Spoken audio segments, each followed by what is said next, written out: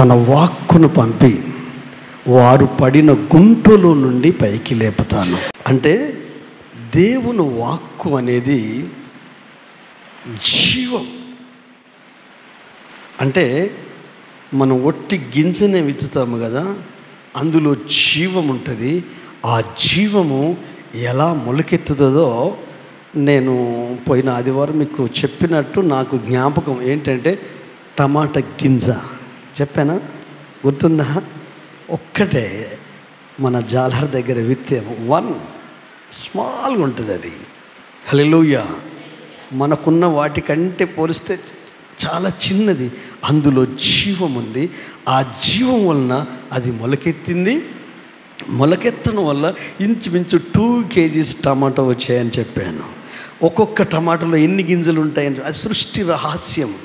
మన spiritual life కూడా అంతే. అయితే దాన్ని పట్టుకోవాలని నా ప్రయాసం. హల్లెలూయా. ఆ ఆత్మీయ జీవితాన్ని గట్టిగా పట్టుకోవాలి. ఆ సూత్రం, దీన్ని ఏమంటారంటే అడిగి పొందే సూత్రం అంటారు. హల్లెలూయా. అడిగి పొందే సూత్రం. కాబట్టి దేవుని మాటలు మీ పొలం అనే హృదయంలో మొలకెత్తాలంటే పొలం ఎలా ఉండొద్దని చెప్పాను, గుర్తుందా? పొలం ఎలా ఉండొద్దన్నాను పోయినసారే చెప్పాను, నా జ్ఞాపకం సరైతే. వదిలేస్తే బీడు మారిపోద్ది, బీడు భూమిగా మారిపోద్ది. అందుకని మీరు దేన్నైనా వదిలేయండి, మీ హృదయాన్ని వదిలేయకండి, మీ మంచి మనసును వదిలేయకండి, మీ ఆధ్యాత్మిక జీవితాన్ని వదిలేయకండి. దాన్ని ఈ రైతు భాషలో అంటే ఇరువాలు పెట్టుడు, 3 సార్లు దున్నుడు ఉంటే ఏమంటారు దాన్ని? ఫస్ట్ దున్నాలి, తర్వాత 2వ దున్నాలి, 3వ గొర్రు కొట్టాలి, ఆ తర్వాత నాటేయాలి. హల్లెలూయా. అలాగే మన మనసు, మన హృదయము ఇప్పుడు ఇంటికి వెళ్ళిన తర్వాత ఎవరి బిజీలో వాళ్ళు ఉంటారు, ఎవరి వ్యాపకాలలో వాళ్ళ బిజినెస్, పని, ఉద్యోగాలు, పిల్లలు, సంసారం, ఫ్యామిలీ, కొన్ని కష్టాలు, కొన్ని నష్టాలు. దాంట్లో మన హృదయము కొంచెం ప్రశాంతంగా ఉండదు. ఈ మనసులో ఎప్పటికీ ఆలోచనలు వస్తాయి కనుక ఈ వచ్చిన ఆలోచనలో మన మంచి మనసును, మంచి హృదయాన్ని, దైవిక జ్ఞానాన్ని ఇట్లా డిస్టర్బ్ చేస్తూ ఉంటుంది. అందుకే వచ్చి రావడంతోనే మోకాళ్ళ మీద ఉండి ప్రార్థన చేసుకొని మనసు పూర్తిగా స్తుతించగలగాలి. హల్లెలూయా. ఇప్పుడు మనం పాడామే, పూర్ణ మనసుతో ఆరాధిస్తాను, పూర్ణ ఆత్మతో. ఎందుకు ఆరాధిస్తాను? నువ్వు నా సహాయకుడవు. ఎందుకు ఆరాధిస్తాను? నువ్వు న్యాయం తీరుస్తావు. ఎందుకు ఆరాధిస్తాను? నువ్వు ఏమైనా చేయగలిగే దేవుడవు. ఎందుకు ఆరాధిస్తాను? నన్ను సృష్టించిన సృష్టికర్తవు, నన్ను నిర్మించిన నిర్మాణకుడవు, నా ప్రాణానికి నువ్వు ప్రాపకుడవు, నా జన్మకు నువ్వు కారకుడవు, నా జ్ఞానానికి, నా బలానికి, నా తెలివికి, నాకున్న వాటికి, నేను పొందుకున్న వాటికి, నేను కలిగి ఉన్న వాటికి, సమస్తానికి ఆధారము నీవే. బైబిలే చెప్తుంది, యోహాను సువార్త 1వ అధ్యాయము, ఆది అందు వాక్యం ఉండెను, వాక్యము దేవుని యొద్ద ఉండెను, దేవుడు వాక్యమై ఉండెను. చదవండి మొదటి 2-3 వచనాలు. 1వ అధ్యాయము యోహాను సువార్త 1వ అధ్యాయం.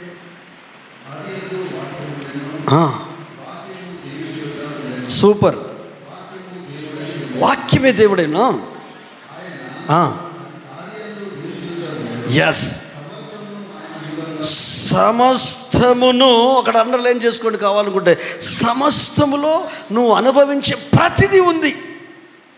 సమస్తమును ఆయన మూలంగా కలిగెను, కలిగి ఉన్నదేది ఆయన లేకుండా కలగలేదు. ఎస్, ఆయనలో జీవముండెను, ఆ జీవము మనుషులకు వెలుగయ్యుండెను. ఆ వెలుగు చీకటిలో ప్రకాశించుతున్నది. కానీ ఇప్పుడు చెప్పండి, చీకటి గొప్పదా, వెలుగు గొప్పదా? మరి ఎందుకు చీకటి గ్రహిస్తలేదు వెలుగును? మంచి గొప్పదా, చెడు గొప్పదా? మరి ఎందుకు చెడు గ్రహిస్తలేదు అంటే టోటల్ మనం పుట్టినప్పటి నుండి తల్లిదండ్రులు కానీ, అన్నదమ్ములు కానీ, వాతావరణం కానీ, మన లైఫ్ కానీ ఈ చెడునే డెవలప్ చేసుకుంటూ వచ్చాం. చెడు అంటే ఏంటిది? చదువుకున్న వాళ్ళకు చెప్పాలంటే నెగిటివ్ థింకింగ్. హల్లెలూయా. లేక ఏది చేస్తే నష్టము, కష్టము, బాధ కలుగుద్దో అది చేయకపోవడం. పాజిటివ్ థింకింగ్ అంటారు చూడు, అంటే సవ్యమైన ఆలోచన, సవ్యమైన ధోరణి. హల్లెలూయా. అంటే మాటల్లోనే యుద్ధాన్ని ప్రకటించిన కారణం ఏంటంటే మాట్లాడడం తెలియక. ఇప్పుడు ట్రంప్ గురించి మీరు వింటున్నారు కదా, వాడు ఊసరి వెళ్ళగా ఎప్పటికప్పుడు వాని మాట చేంజ్ అవుతుంది. అంతకుముందుకు రష్యాకు ఫుల్ సపోర్ట్ ఇచ్చాడు, ఆ తర్వాత ఇప్పుడు ఉక్రెయిన్కు మొత్తం సామాగ్రి ఇస్తున్నాడు. 3 సంవత్సరాలు అవుతుంది యుద్ధం జరగబట్టి ఉక్రెయిన్కు, రష్యాకు. అయితే ఎక్కడొచ్చింది వీళ్ళకు? మాటల యుద్ధం. ఏదో ఆశించారు, ఆశించింది కావాలి. ఆ నల్ల సముద్రం కావాలి అంటే అది ఒక అందమైన నగరం ఉక్రెయిన్, ఒక ఏదైనా వనం లాంటిది, అది బ్యూటిఫుల్. కానీ దాన్ని సర్వనాశనం చేయడానికి కంకణం కట్టుకున్నాడు రష్యాలో ఉన్న పుతిన్. నేనంటాను అది అక్షరార్థంగా ఆత్మీయంగా నీ లైఫ్ చాలా బ్యూటిఫుల్. హల్లెలూయా. నీ ఆధ్యాత్మిక జీవితం క్రీస్తులో కాగాయవడైన క్రీస్తునందున్న ఎడల ఇదిగో వాడు నూతన సృష్టి. ఏ భాష ఉపయోగించాడు? ఏ భాష? ప్రకృతి భాష. నూతన సృష్టిని దేన్ని అంటారు?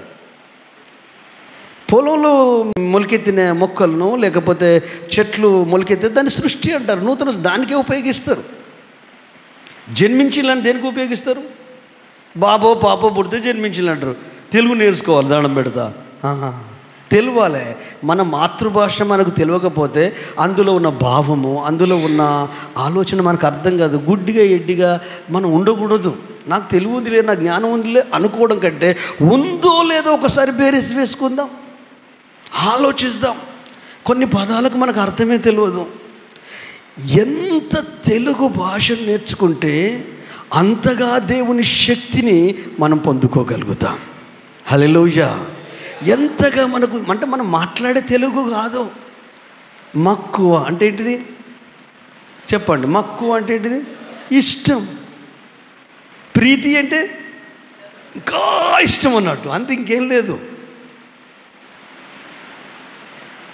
అంటే నేను ఎందుకు ఈ మాటలు చెప్తున్నానంటే ఆయనలో జీవం ఉంది, ఆ జీవం మనుషులకు వెలుగై ఉంది.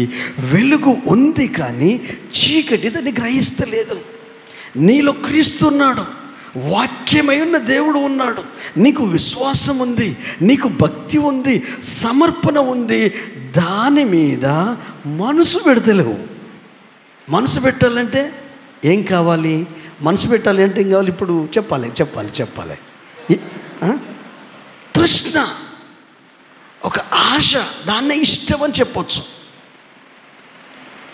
అంటే దావీదు ఒక మాట అంటాడు, నా దేవుని మందిరపు ద్వారమునొద్ద ఉండుట, చెప్పాలి ఉండుట నాకు ఇష్టం. ఎక్కడ?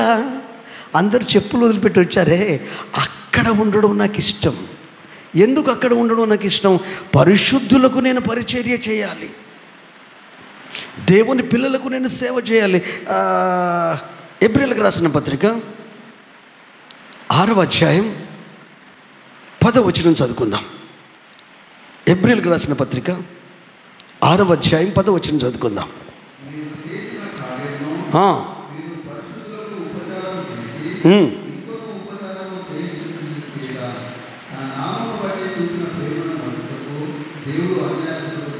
ఆమేన్. హల్లెలూయా. తమ్ముడు చదువుతుంటే మనం వెనక చదువుదామా? చదువుతారా? మీరు చేసిన కార్యములు మీరు పరిశుద్ధులకు ఉపచారము చేసి ఇంకను ఉపచారము చేయుండు చేత తన నామమును బట్టి చూపిన ప్రేమను మరుచుటకు దేవుడు అన్యాయస్తుడు కాదు. హల్లెలూయా. గట్టిగా చెప్పట్లు కొడదామా? హల్లెలూయా. మీరు చేసిన కార్యములు అని ఇంకొక మాట మీరు పరిశుద్ధులకు చేసిన ఉపచారము. ఉపచారం అంటే ఏంటిది చెప్పండి? ఎవరైనా తెలుసుకున్న వాళ్ళు, చదువుకున్న వాళ్ళు, డజన్ చదువుకున్న వాళ్ళు చెప్పాలి. ఉప అంటే దగ్గరగా ఉండి పనిచేయడం. హల్లెలూయా. ఉపవాసం అంటే ఉప అంటే దగ్గరగా ఉండి, దేవుని దగ్గరగా ఉండి ఉపవాసం చేయడం. హల్లెలూయా. అంటే మీరు పరిశుద్ధులకు దగ్గరగా ఉండి ఉపచారం చేశారు. హల్లెలూయా. ఎందుకు చేశారు? పరిశుద్ధులకు ఎందుకు చేశారు? అందులో నుంచే ఉంది, యేసు నామమును బట్టి. ఆయన పిల్లలు కదా, రక్షించబడిన సంఘము కదా, సహవాసము కదా, పరిశుద్ధులు కదా, దైవజనులు కదా. ఆయనను బట్టి ఆయన పిల్లలకు ఉపచారం అంటే దగ్గరుండి సేవ చేయడం. దూరం ఉండి కాదు, దగ్గరగా ఉండి ఉపచారము చేసిందే అని ఉంది యేసు ప్రభుకు. ఎందుకు? దగ్గరగా ఉండి భోజనం పెట్టింది. ఏది? మార్త. మరి ఏమో వాక్యం వినింది ఆయన పాదాల దగ్గర ఉండి. ఆమె దగ్గరగానే ఉంది కానీ వాక్యం వినింది. ఆమెమో ఉపచారం చేసింది. ఆమెమో మరి ఏమో దగ్గరగా ఉండి వాక్యం వినింది. గమనించండి దేవుని బిడ్డలారా. ఇప్పుడు యేసు నామాన్ని బట్టి పరిశుద్ధులకు దగ్గరుండి పరిచర్య చేయడము దేవుని పిల్లలకి ఇష్టం అవ్వాలా. హల్లెలూయా. సంఘ బిడ్డలకు ఇష్టం అవ్వాలా, పరిశుద్ధులకు ఇష్టం అవ్వాలా, సేవకులకు ఇష్టం అవ్వాలా, రక్షించబడిన ప్రతి వ్యక్తికి ఇష్టం అవ్వాలా. ఒక్క ప్రశ్న వేసుకుందామండి మనలో మనం. అసలు ఎందుకు మాకు ఇష్టం అవ్వాలండి? మేమెందుకు పరిశుద్ధులకు పరిచర్య చేయాలి? మేమెందుకు యేసు నామాన్ని బట్టి ఉపచారం చేయాలంటే చేయదగిన పరిస్థితిలోనే ఉన్నాం, బలపరచగలిగిన స్థితిలోనే ఉన్నాం, ప్రేమించగలిగే స్థితిలోని ఉండి ఆ ప్రేమను పొందుకొని జీవిస్తున్నావు, ఆ ప్రేమలో నిలిచున్నావు. అందుకే నువ్వు చూపించిన ప్రేమను బట్టి, పరిశుద్ధులకు చేసిన ఉపచారమును బట్టి నువ్వు నమ్మిన దేవుడు నిన్ను నీ కుటుంబాన్ని మర్చిపోవుటకు అన్యాయస్తుడు కాదు. హల్లెలూయా. హల్లెలూయా. అయితే సైతాన్ ఏం చేస్తాడంటే, నేను ఎన్ని చేసినా వీళ్ళు నాకు ఏం చేస్తారు అంటారు. నేను ఎన్ని చేశాను, ప్రతిగా నాకు ఏం చేస్తున్నారు వాళ్ళు. బయట ఒక సామెత చెప్పన, జనాలలో లోకంలో ఉన్న ఒక సామెత, నీకు అప్పించేదాకా ఆ వ్యక్తి నీకు ఎలా పడతాడు? దేవుళ్ళలాగా పడతాడు అప్పించేదాకా. నువ్వు అడిగితే ఇచ్చినావు కదా, గాడే నీకు.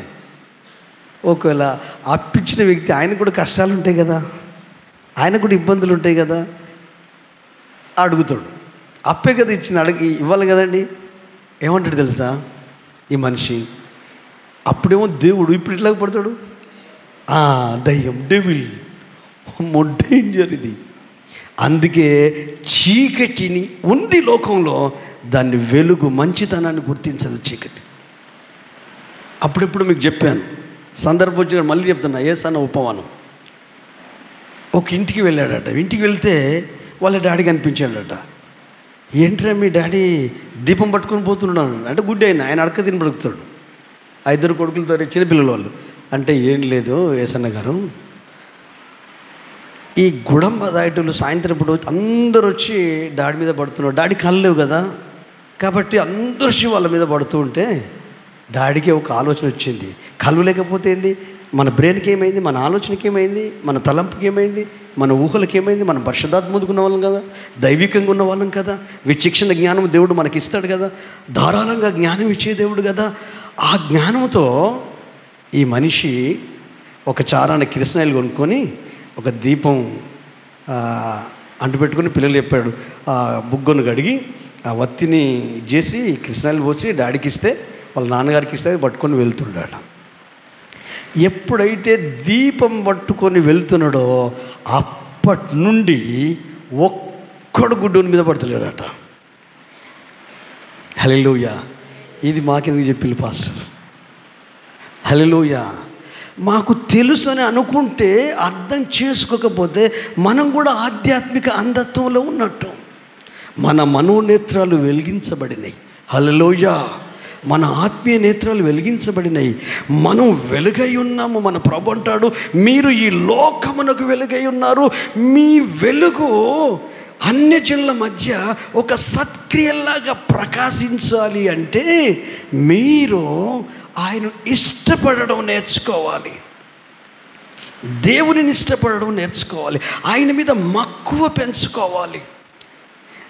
బైబిల్ ఏమని చెప్తుందంటే, ఈ ఉపచారము, పరిచర్య ఇదంటే ఈ సత్క్రియ.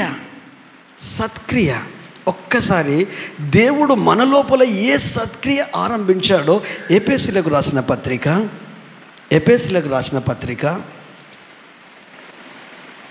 2వ అధ్యాయము 8వ వచనం నుండి 10 వచనాలు చదువుకుందామండి. మీరు విశ్వాసము ద్వారా కృపచేతనే రక్షింపబడి ఉన్నారు. నాతో పాటు చదవండి. కాదు, అవును, ఎస్.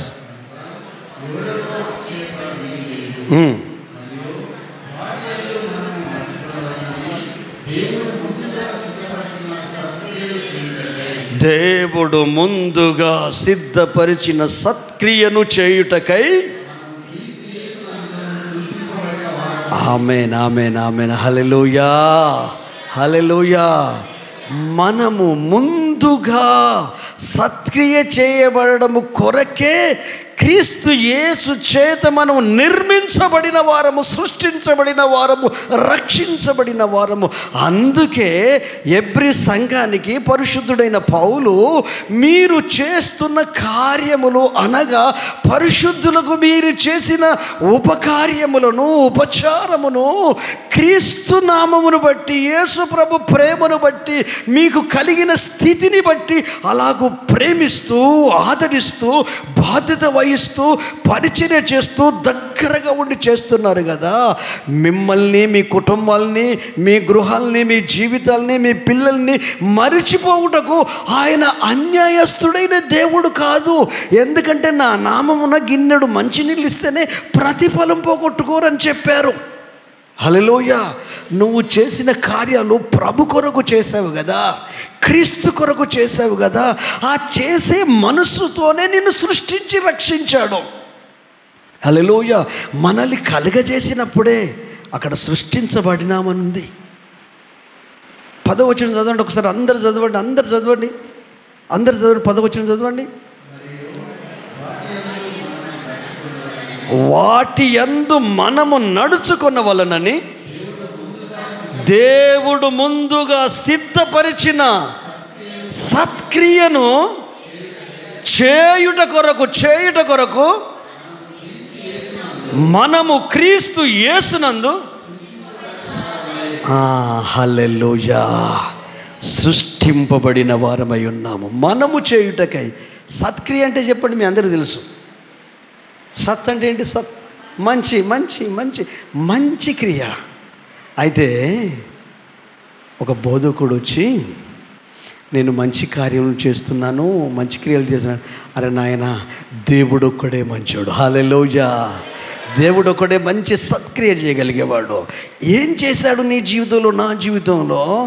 మనం ఎలా ఉన్నా మనల్ని ఇష్టపడ్డాడు. హల్లెలూయా. పాపములో ఉన్న ఇష్టపడ్డాడు, శాపములో ఉన్న ఇష్టపడ్డాడు, రోగములో ఉన్న ఇష్టపడ్డాడు. మనము ఆయనను ప్రేమించకపోయినా ఇష్టపడ్డాడు. మనము పరదేశులము, పరజనులము, ఒకప్పుడు దేవుడు లేని జనులమై ఉన్నప్పుడు ఆ ఏకైక కుమారుణ్ణి కలువరి సిలువలో నలుగగొట్టుటకు ఇష్టమాయెను. మన దోషములు అతని మీద మోపెను, మన పాపములు అతని మోపెను. పాప పరిహారార్థ శిక్ష అతడు పొందాడు. అతడు పొందిన దెబ్బల వలన నీకు నాకు స్వస్థతను ఏర్పాటు చేశాడు. మంచి వాళ్ళమనా, నీతిమంతులమనా? హల్లెలూయా. మనకున్న మంచితనం ప్రపంచంలో ఎవరికి లేదనా? నీతిమంతుని నీతి క్రియలే దేవుని దృష్టిలో, ఆయన పరిశుద్ధతలో, ఆయన ముఖకాంతిలో మురికి గుడ్డలు. క్రీస్తు రక్తము ద్వారా సిలువ మరణము ద్వారా నిన్ను నన్ను రక్షించి నీ లోపల సత్క్రియను ఆరంభించడము కొరకు నిన్ను సృష్టించాడు, నిన్ను రక్షించాడు, నిన్ను విమోచించాడు, నిన్ను ఏర్పాటు చేసుకున్నాడు. హల్లెలూయా. ఒక్కసారి ఆలోచించు. నన్ను ఎవరు ఇష్టపడతారండి నేను యేసయ్య దగ్గర రానప్పుడు? మిమ్మల్ని ఎవరు ఇష్టపడతారండి యేసయ్య దగ్గర రానప్పుడు? మనుషులే ఇష్టపడరు మనల్ని. కొన్నిసార్లు మన ఫ్యామిలీ ఇష్టపడది, కొన్నిసార్లు కట్టుకున్న భర్తే ఇష్టపడడు, కట్టుకున్న భార్య ఇష్టపడది, కన్న పిల్లలే ఇష్టపడరు. కానీ ఎవరు ఇష్టపడ్డారు? ఆకాశమందున దేవుడు తన ఏకైక కుమారుని లోకానికి పంపాడు. ఇంతని చెప్పలేము దేవుని ప్రేమను. అందుకే ప్రపంచానికి ఒక పవర్ఫుల్ వాగ్దానం ఏంటంటే, వాళ్ళు ఎవరైనా పర్వాలేదు, ప్రపంచంలో ప్రతి వ్యక్తికి పవర్ఫుల్ వాగ్దానం ఏంటంటే, యోహాను సువార్త 3:16, దేవుడు లోకమును ఎంతో ప్రేమించెను, ఆయన ప్రేమ ఎత్తు, పొడుగు, వెడల్పు, లోతు మనకు తెలియదు. ఎవరో పిచ్చోళ్ళు అంటారు, ఆడళ్ళ హృదయం లోతు తెలియదని. కాదు, కొంతమంది చెప్తారు కదా, ఏమని? సముద్రంలో కొంచెం తెలుస్తుంది. నేనంటాను, మనిషి గుండెలోతే తెలియదు, కానీ దేవునికి తెలుసు. హల్లెలూయా. ఎందుకంటే హృదయం ఘోరమైన వ్యాధి గలది కదా, దాన్ని గ్రహించే వ్యక్తి ఎవడు లేడు కదా. హృదయాంతర్యాలను పరిశీలించే దేవుడే దాన్ని గ్రహించగలుగుతాడు కదా. నేను జ్ఞాపకం చేసేది ఏంటంటే, దేవుడు సత్క్రియను మనలోనే ఆరంభించాడు. ఎందుకు? ఆ సత్క్రియ చేయడము కొరకే నువ్వు నిర్మించబడ్డావు. ఇప్పుడు ఒక స్వీట్ జామ చెట్టు నువ్వు పెట్టుకున్నావు అనుకో, అది మంచిది, షుగర్కి మంచిది, బీపీకి మంచిది, అన్నిటికి మంచిది, తెలుసు కదా, అందరికీ తెలుసు కదా. అది విస్తారంగా కాస్తుంది. తెలియని వాళ్ళు అమ్ముకుంటారు. మీరు నేనేం చేస్తాను? ఫ్రీగా ఇచ్చేస్తాను. హల్లెలూయా. ఎందుకు తెలుసా? ఇవి ఇస్తా అంటే వాళ్ళకు మన మీద అభిమానం పెరుగుతుంది. ఈ అభిమానం ఇష్టంగా మారుతుంది. ఇష్టంగా మారితే మన మాటను కొంచెం ఆలోచిస్తారు వాళ్ళు. అప్పుడు నువ్వేం చేస్తావు? నేను యేసు ప్రభువుని నమ్ముకున్నాను, యేసే దగ్గరకు వచ్చిన తర్వాత నా బతుకు మారింది, అంతకుముందు ఇంత భయంకరమైన పరిస్థితులు ఉండే, ఇప్పుడు యేసు దగ్గరకు వచ్చిన తర్వాత నేను బాగైపోయాను, నీకు ఇచ్చానే జామపండు ఎంత స్వీట్ ఉందో అంతకంటే మధురమైన వాడు యేసయ్య, ఉత్తముడని రుచి చూసి తెలుసుకున్నాను నేను. అప్పుడు ఆ మనిషి ఏం చేస్తుంది? ఆ బ్రదరు, ఆ సిస్టర్ ఏం చేస్తాడు? ఆలోచిస్తారు, అవునా, అంత మంచి దేవుడు మాకు కూడా కావాలి అంటే ఎట్లా స్టార్ట్ అయింది?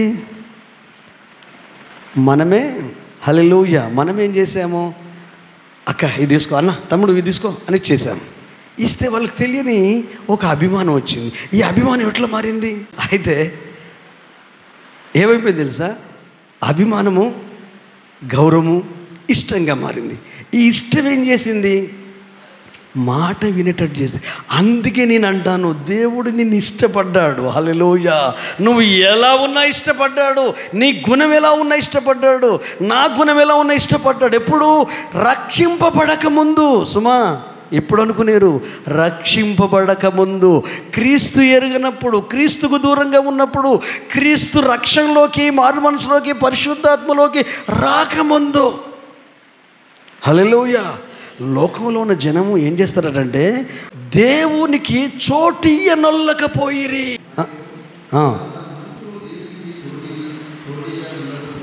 అదే కొరింథీయులకు రాసిన మొదటి పత్రిక 10వ అధ్యాయం 5వ వచనం కూడా చదువు.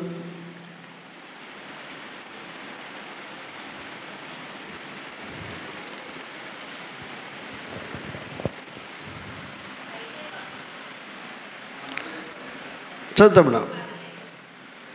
10వ అధ్యాయము 5వ వచనం.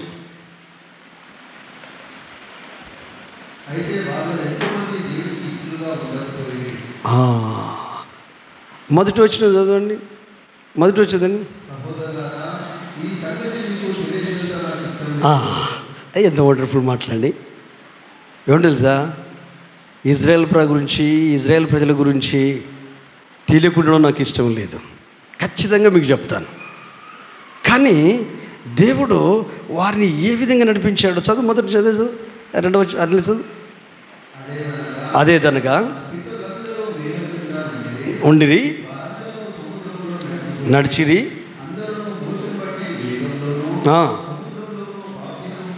పొందిరి,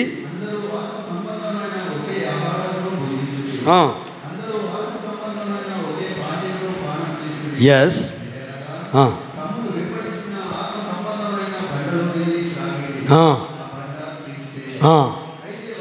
అయితే వారిలో ఎక్కువ మంది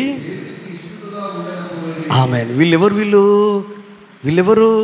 ఎర్ర సముద్రం దాటిన వాళ్ళు, వీళ్ళెవరు మేఘ కింద నడిచిన వారు, వీళ్ళెవరు బండ నుండి నీళ్ళు తాగిన వారు, వీళ్ళెవరు ఇజ్రాయేల్ ప్రజలు, దేవుని చేత బానిసంగా బయటకు వచ్చిన వారు. మరి ఇన్ని కార్యాలు చేస్తే వీళ్ళు ఎలా ఉన్నారట? వారిలో ఎక్కువ మంది దేవునికి ఇష్టలుగా లేకపోయేది. రోమా పట్టణానికి చెప్తుండే ఏంటంటే మనసులో దేవునికి చోటు ఇవ్వకపోవడం. కానీ దేవుని గుండెల్లో, దేవుని మనసులో నీకు నీ కుటుంబానికి చోటిచ్చాడు. హల్లెలూయా! నీకు నీ గృహానికి చోటిచ్చాడు. ఫ్రీగా వచ్చిందని విలువలేనిది కాదు, విలువగలదే. ఫ్రీగా వస్తే దాన్ని వెలపెట్టి కొనలేవు. మంచి వాళ్ళ కొరకు మంచి వాళ్ళు చనిపోవడం వేరు. పాపులము, దౌర్భాగ్యము, శాపగ్రస్తులము, నిత్య నరకాగ్నికి, దైవోగ్రతకు పాత్రమైన మనము పాత్రమైనప్పుడు కరుణా సంపన్నుడైన యేసు కృప చూపి మన అపరాధముల చేత, మన పాపముల చేత మనం సచ్చిన వారమై ఉండగా ఆయన కృప చేత క్రీస్తులో పునర్జీవింపజేశాడు. హల్లెలూయా! ప్రపంచంలో ఎవరిస్తారండి ఈ రక్షణ? ఏ ఆస్తిపాస్తులు ఉన్న వాళ్ళు ఇస్తారండి? ఏ మేధావులు ఇస్తారండి? ఏ సైంటిస్టులు ఇస్తారండి? చనిపోమనండి ఎవరినన్నా. నువ్వు 10 రోజులలో చనిపోతావంటే లోపల ఒక బలమైన కోరిక కలుగుద్ది. ఏంటి తెలుసా? బ్రతకాలన్న కోరిక కలుగుద్ది. కానీ ఇజ్రాయెల్ ప్రజల జీవితంలో జరిగింది ఏంటంటే అయిష్టంగా ఉన్నారు. హల్లెలూయా! ఒక్కసారి దేవుని ఇష్టాన్ని జ్ఞాపకం చేసుకో. నీ అయిష్టత కొట్టుకొని వెళ్ళిపోతుంది. హల్లెలూయా! ఈ అయిష్టం ఏం చేస్తుందంటే మీకు తెలుసా? అయిష్టం ఏం చేస్తుందో? కోపం, ఇరిటేషన్, ఉద్రేకం, ఏహీభావం. తర్వాత మనకు ఏమైపోతుందంటే మనసు కఠినమైపోతుంది. అయిష్టం అంటే అయిష్టం ఏం చేస్తుందంటే, ఇప్పుడు మన జనరల్ సామెత తెలియదు ఏముందండి, ఒళ్ళని భార్య కాలు దాకిన తప్పే ఏళ్ళు దాకినా 30. ఎందుకు? ఇష్టం లేని భార్య కదా, ఇష్టం లేని భర్త కదా. మరి నీ ప్రభు నీకు ఇష్టమా? నీ రక్షకుడు నీకు ఇష్టమా? ఆయన మనసు నీకు ఇష్టమా? ఆయన గుణాలు నీకు ఇష్టమా? ఆయన ఆలోచనలు నీకు ఇష్టమా? ఆయన ఎంత గొప్ప కార్యం, ఎంత ఇష్టముతో నిన్ను ప్రేమించాడు, ఇష్టముతో నిన్ను వెతికాడు, ఇష్టముతోనే ఆయనకి ఎంత కష్టమైనా నా ఇష్టం కాదు నీ ఇష్టమైన తండ్రికి అప్పగించుకొని కలవరి సిలువలో చివరి రక్తపు బొట్టు వాటర్ వెళ్ళిపోయేంత వరకు కూడా ఏ రోజు కూడా ఆయన నిన్ను అసహించుకోలేదు, తృణీకరించలేదు, ఏహీ భావం చూడలేదు. కానీ పరిశుద్ధులు ఏం చేయాలా? సంఘాన్ని కానీ, సహవాసాన్ని కానీ, హల్లెలూయా, సేవకులు కానీ ఏం చేయాలి చెప్పండి? ఇష్టం పుట్టడానికి ముందు ఏం పుట్టాలా? గౌరవం. హల్లెలూయా! గౌరవంతోనే ఇష్టం పెరుగుద్ది. ఈ ఇష్టం ఎక్కడ దాకా వస్తుందో తెలుస్తా? మీకు జ్ఞాపకం చేస్తాను. నిర్గమకాండము 4వ అధ్యాయము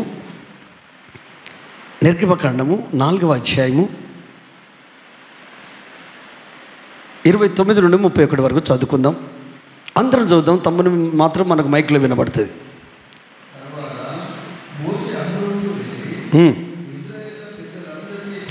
ఇజ్రాయేలుల పెద్దలందరినీ పోగు చేసి యెహోవా మోషేతో చెప్పిన మాటలన్నీ అహరోనుకి వివరించి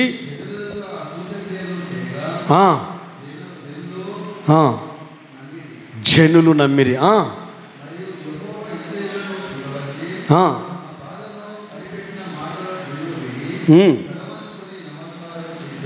ఆమేన్. హల్లెలూయా! ఇప్పుడు అందరి వైపు చూడండి, అందరి వైపు చప్పలు కొడదామా? ప్రభుని స్తుతిద్దామా? హల్లెలూయా, హల్లెలూయా. గమనించండి, సత్క్రియతోనే ఆరంభమైంది. ఆ సత్క్రియ ఎవరు చేశారు? మొట్టమొదటి యేసయ్య చేశాడు. ఏం చేశాడు? ఉచితంగా రక్షణ ఇచ్చాడు. మనం చదువుకున్నాం కదా, ఎఫెసీయులకు రాసిన పత్రిక 2వ అధ్యాయము 8వ వచనం నుండి 10వ వచనం వరకు ఏమని? కృపచేతనే, విశ్వాసము చేతనే మనము రక్షించబడినాము, క్రీస్తు యేసులో రక్షణలు పొందిన మనము ఆధ్యాత్మికంగా క్రీస్తుతో పరలోకములో కూర్చుండబెట్టాము. మన లోపల ఈ సత్క్రియను ఆరంభించాడు. మనం ఎందుకంటే మనము చేయడం కొరకు 10వ వచనం చదువుకున్నాం కదా, సత్క్రియను ఆరంభించి ముందుగానే, మనకంటే ముందుగా ఆయన మంచి కార్యం చేశాడు, మనకంటే ముందుగా ఆయన ప్రేమించాడు, మనకంటే ముందుగా ఆయన మనల్ని వెతికాడు, మనకంటే ముందుగా ఆయన మనల్ని ఇష్టపడ్డాడు, మనకంటే ముందుగా ఆయన మనల్ని నమ్మాడు, నమ్మి రక్షణ ఇచ్చాడు. హల్లెలూయా! నమ్మి పరిశుద్ధాత్మతో నింపాడు, నమ్మి ఆత్మతో నింపాడు, నమ్మి నీ కుటుంబాన్ని కాపాడుతున్నాడు.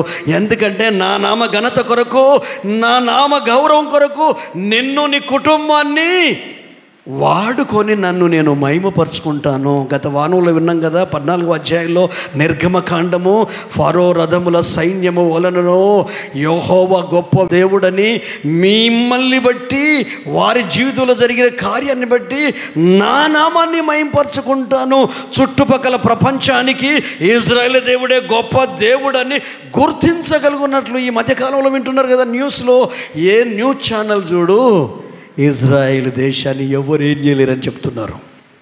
అన్యులైన వాళ్ళు చెప్తున్నారు. సుమన్ టీవీ చెప్తుంది, TV9 చెప్తుంది. ఎందుకంటే సమస్తం వారి చేతిలోనే ఉందట, గూగుల్ వారి చేతిలో ఉందట. ప్రతి ఒక్కటి యూదుడు యూదుడు యూదుడు యూదుడు యూదుడు.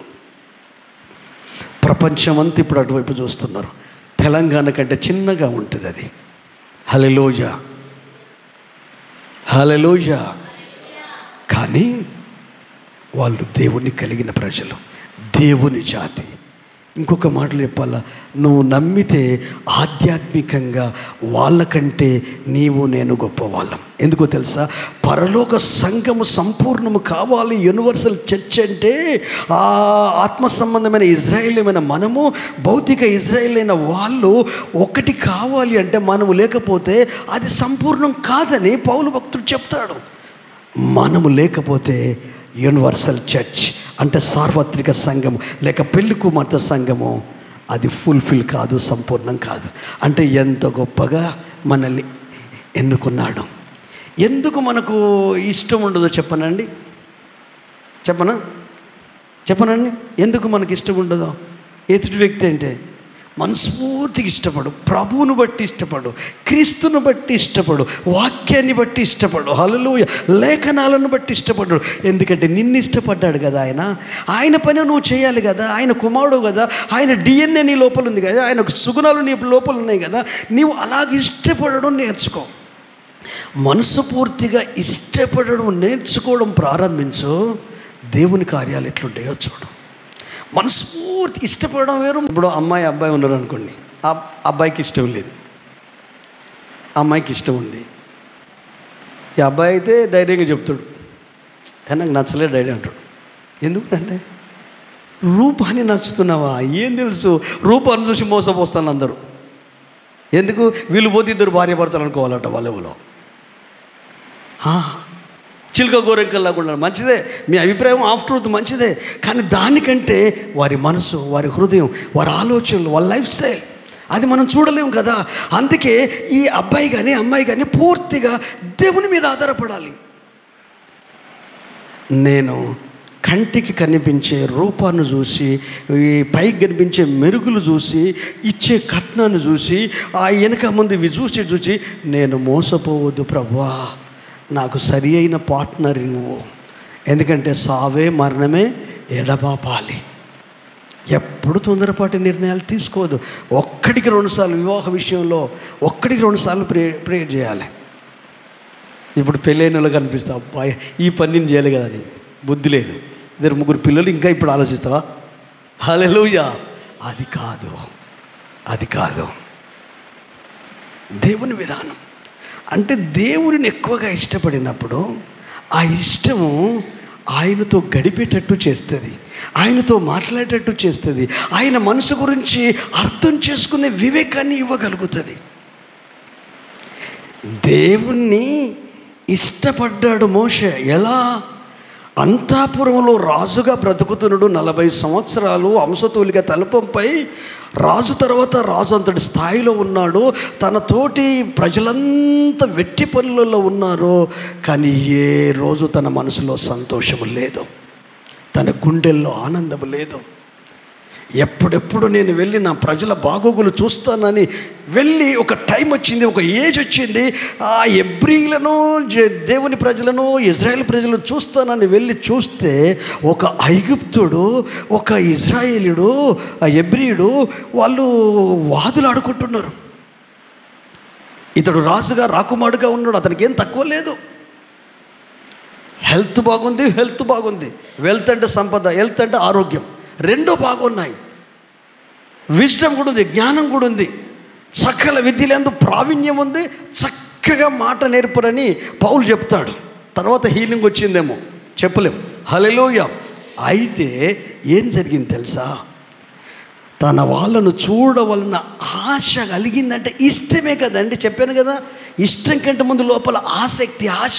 ఆ ఆశ కలిగి చూడడానికి వెళ్ళాడు. వెళ్తే మనోడును బయటోడు తన్నుకుంటున్నాడు. తన్నుకునేసరికి ఏమనిపించింది? సంధానించడానికి ప్రయత్నించే ఉడుకు రక్తం కదండి. యవనస్తులు జర జాగ్రత్త, అమ్మాయిలు మీరు కూడా జాగ్రత్త. అమ్మను కొడతారో నాన్నను కొడతారు, ఎందుకో తెలియదు. బలం బాగుంది, తిండి పెట్టి మేపుతా అంటే దేవునికి స్తోత్రం. హల్లెలూయా. మీరు మనుషులు కానీ దేవునికి మహిమ కలుగు. గట్టిగా చెప్పలు కొట్టి ప్రభువుని మహిమపరుస్తాము. హల్లెలూయా. అయితే ఏం జరిగింది తెలుసా? మోషకు విపరీతమైన కోపం అండి. ఏం కోపం?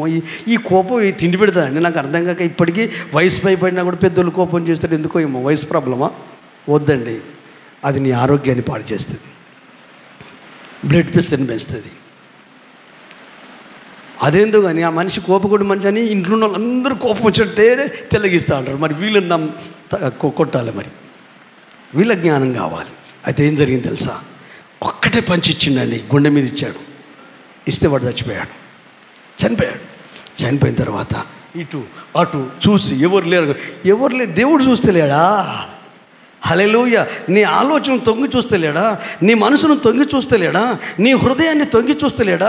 నువ్వేం ప్లాన్లు చేస్తున్నావు, ఏం కుట్రలు పడుతున్నావు, ఏం ప్లాన్ చేస్తున్నావు, ఏం చేస్తున్నావు అన్నీ చూస్తలేడా? నువ్వు ఎవరితో ఏం మాట్లాడుతున్నావు, ఎట్లుంటున్నావు, ఒంటరిగా ఉంటే ఎట్లుంటావు, ఇంట్లో ఉంటే ఎట్లుంటావు, ఫ్రెండ్స్తో ఉంటే ఎట్లుంటావు, ఫ్యామిలీతో ఉంటే ఎట్లుంటావు, అమ్మ నాన్నతో ఉంటే ఎట్లుంటావు, ఫ్రెండ్స్తో ఎట్లుంటావు, అసలు ఎట్లా ఉంటున్నావో ఆయన ప్రతిదీ చూస్తున్నాడు కదా. నువ్వు ఆయనని ఇష్టపడిన వ్యక్తివైతే నీ మనసును, నీ ఆలోచనలను దాటి ఆయన వెళ్ళిపోడు కదా, నీలోనే ఉన్నాడు కదా. ఆయన నీకు ప్రాణానికి ప్రియుడైన క్రీస్తు కదా. హల్లెలూయా. ఆయన నీకు ఆ ప్రాణం కంటే ఎక్కువ కదా. ఎందుకంటే నీకు విజ్డమ్ ఇచ్చాడు, ప్రత్యక్షత ఇచ్చాడు, జ్ఞానోదయం ఇచ్చాడు, జీవిత విలువలను నేర్పించాడు.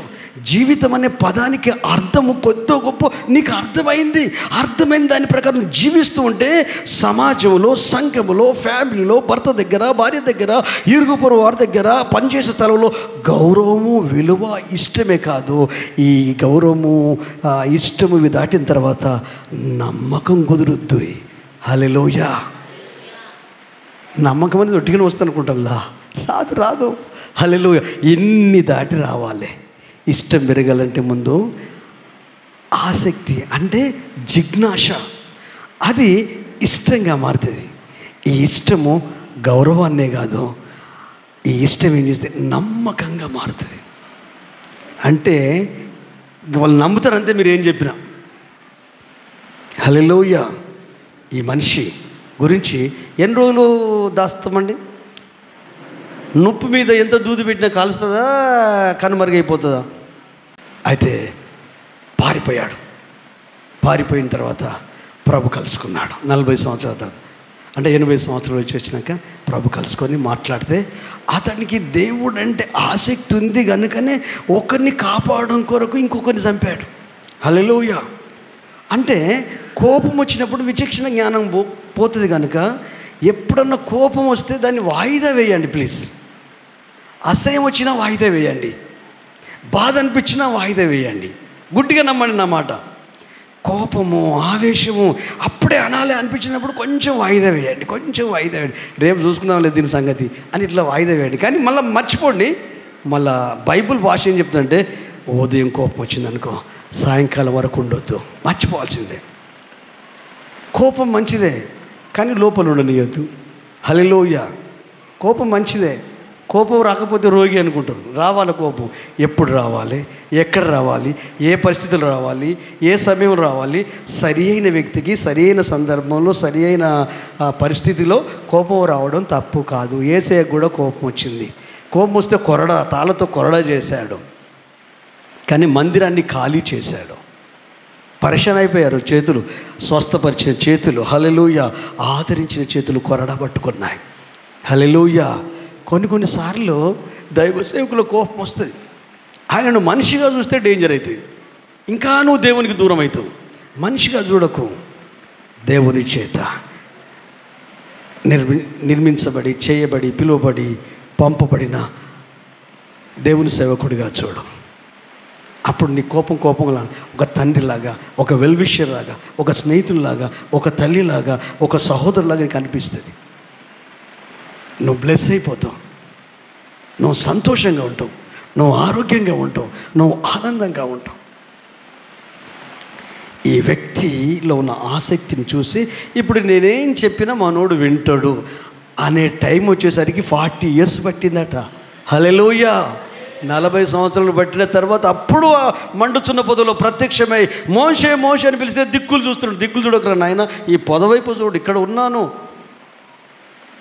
అట్లనే వస్తుండరే, నువ్వు నిలబడ్డ స్థలము పరిశుద్ధ స్థలము, చెప్పులు విడు అన్నాడు.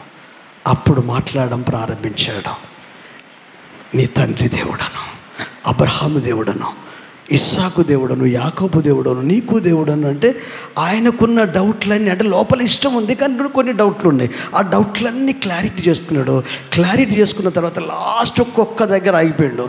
అయ్యా నేను నత్తున్నయ్యాను అంటే, నువ్వు నత్తుడు వెతక, మూగోని తయారు చేసింది నేనే, నత్తుని చేసింది నేనే, పొట్టోని చేసింది నేనే, పొడుగోని చేసింది నేనే, నల్లోని చేసింది నేనే, ఎర్రోని చేసింది నేనే, తెల్లోని చేసింది నేనే, అందరిని చేసింది నేనే రా బాయి అని చెప్పి, హల్లెలూయా, నువ్వు వెళ్ళు అన్నాడు. మీ అన్నున్నాడు కదా పెద్ద అన్న అహరోను, ఆయన నీకు హెల్ప్ చేస్తాడు. పో, చక్కగా మాట నేర్పరి మాట్లాడగలుగుతాడు, నీ భాష అయితే నాకు అర్థమైపోద్ది అంటే. నిజంగా కూడా ఇద్దరు కలిసి వెళ్ళారు. పెద్దన్న దగ్గరికి వెళ్తే హృదయంలో సంతోషించాడట. అరే ఇదేం మెంటాలిటీ అండి, అది దైవ కార్యం. పెద్దోడు చిన్నోనికి లోపడతాడండి. ఇప్పుడు నేను చిన్నోడిని, దేవుని సేవకుని కానీ చిన్నోడిని. ఎంత మంచి మాటలు చెప్పినా మీరు కొంచెం వయసులో పెద్దవాళ్ళకి ఏమనిపిస్తుంది, కొంచెం ఉన్న వయసు కొంచెం అడ్డొస్తుంది కదండి. రావద్దు. హల్లెలూయా. ఎట్టి పరిస్థితుల్లో రావద్దు. ఎందుకంటే ఇది వయసుతో చెప్పే విషయాలు కాదు, ఇవి అనుభవంతో చెప్పే విషయాలు కాదు, పరిశుద్ధాత్మ దేవుడు అనుగ్రహించిన జ్ఞానంతో చెప్పే విషయాలు. హల్లెలూయా. కాబట్టి ఆ మాటకే విలువ ఇవ్వాలి. కానీ ఇక్కడ ఈ మనిషి నాకంటే చిన్నోడు, వయసు తక్కువ, ఈయన మాట, నా సొంత మాట అయితే వినకు, నా ఓన్ ఇంటర్ప్రిటేషన్ అయితే వినకు, నా మనసులో పుట్టిందైతే వినకు, నా మెదడులో పుట్టిందైతే వినకు. కానీ అది దేవుని గుండెలో నుండి నా గుండెలోకి వచ్చి నా నోటి నుండి వచ్చేది అది దేవునిది అయితే మారు మాట్లాడకుండా జస్ట్ సరెండర్ అయిపో. అద్భుతాలు జరగబోతున్నాయి, ఆశ్చర్యకార్యాలు జరగబోతున్నాయి. హల్లెలూయా. ఎందుకో తెలుసా?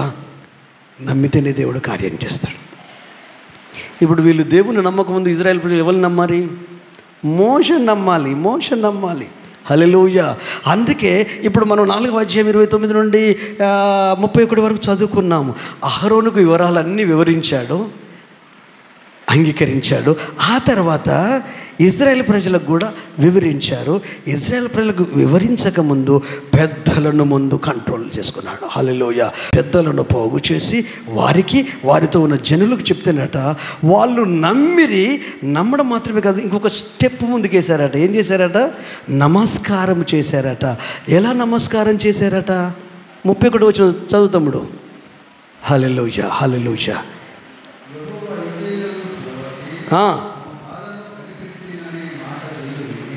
యెహోవా వారి భారములను ఇజ్రాయేలును చూడవచ్చన్న మాట విని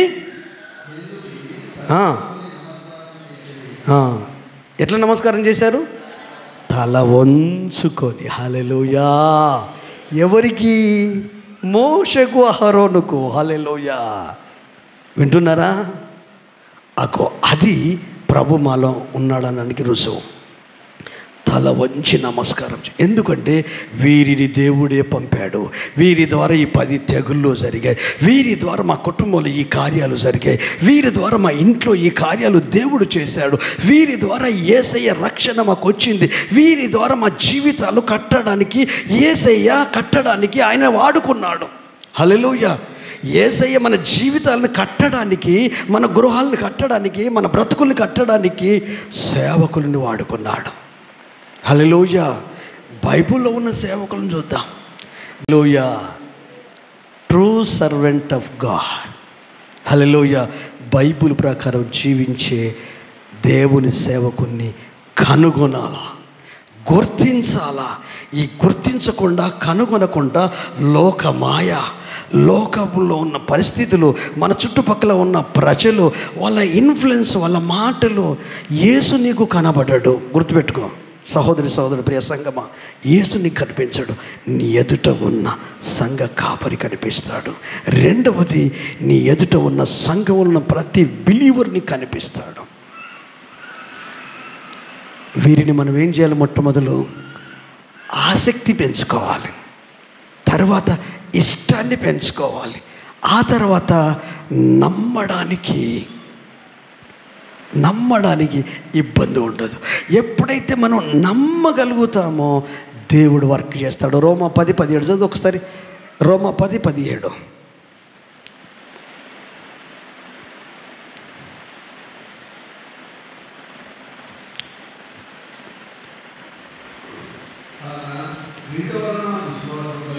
ఎస్, ఆమేన్. హల్లెలూయా. ఎవరేం మాట్లాడినా, ఎవరేం చెప్పినా మీ విశ్వాసం పెరుగుతుందా తరుగుతుందా చూసుకోండి. ఏ సంభాషణ కానివ్వండి, ఏ కన్వర్సేషన్ అయినా కానివ్వండి, ఏ మాటలైనా కానివ్వండి. రక్షించబడిన బిడ్డలారా, హల్లెలూయా. 4వ అధ్యాయంలో ఉంటుంది కదా, మళ్ళీ 4వ అధ్యాయంలో ఎన్నో వచనం పోయినసారి అంతకుముందు వారు యెహోవా యందు భయభక్తులు కలిగిన వారు ఒకరితోనొకరు మాట్లాడుకొనుచుండగా యెహోవా చెవియొగ్గి ఆలకించును. ఆలకించును. ఏం మాట్లాడుతున్నారు వీళ్ళు? దేవుని బిడ్డలు కలిసినప్పుడు ఏం మాట్లాడుతున్నారు? సేవకులు కలిసినప్పుడు ఏం మాట్లాడుతున్నారు? కుటుంబ సభ్యులు కలిసినప్పుడు ఏం మాట్లాడుతున్నారు? హల్లెలూయా. వీళ్ళు అంత భయభక్తులు కలిగిన వాళ్ళు కదా, దైవికంగా ఉన్నవాళ్ళు కదా. వాళ్ళు మాట్లాడుతున్నప్పుడు అక్కడ వినేవారి విశ్వాసం, మాట్లాడేవారి విశ్వాసము క్రీస్తు మీద అధికం కావాలి. 99.9% వాక్యం ఉన్నప్పుడే విశ్వాసపడే చాలామందికి. అలా కాదు. మీ కుటుంబంలో కూడుకొని మాట్లాడుతుండగా, సంభాషిస్తున్నప్పుడు ఫెయిత్ దేవుని మీద పెరగాలి, ఫెయిత్ దైవజనుని మీద పెరగాలి. ఇది ఎప్పుడైతే క్రాక్ అయిపోద్దో, క్రాష్ వస్తుందో, అప్పటి నుండి మన కుటుంబాల్లో సైతాన్ ఇన్ఫ్లుయెన్స్ పనిచేస్తుంది. అక్కడి నుండి గొడవలు స్టార్ట్ అవుతాయి, అక్కడి నుంచి ప్రాబ్లమ్స్ స్టార్ట్ అవుతాయి. ఎందుకంటే అయిష్టత, అవిశ్వాసము, దేవుడు నీకు కనిపించడు. ఒకప్పుడు ఆ దైవజనుడి మీద ఇష్టం ఉన్నంతసేపు అద్భుతాలే జరిగాయి, ఆశ్చర్యకార్యాలు జరిగాయి. ఎప్పుడైతే అయిష్టం వచ్చేసిందో అన్ని ఆటంకాలు ఎదురవుతున్నాయి. రీజన్ ఏంటి? లేఖనానుసారంగా. అందుకని మీరు ఆధ్యాత్మిక ఎదిగిన వాళ్ళు ఒక్కసారి మీరు ఆలోచించండి. ట్రూ సర్వెంట్ ఆఫ్ గాడ్, నిజంగా ప్రభు కొరకు జీవించే సేవకులను గుర్తించి వారి మీద ఆసక్తిని, ఇష్టాన్ని పెంచుకొని బ్రతకగలిగిన ఏ కుటుంబమైనా దేవునిలో ఎదుగగలుగుతారో. ఇది నగ్న సత్యం, ఇది బైబిల్ సూత్రం. హల్లెలూయా. ఒక్కసారి మీరు చదవండి. అదే నిర్గమకాండము 13వ అధ్యాయము 21వ వచనం.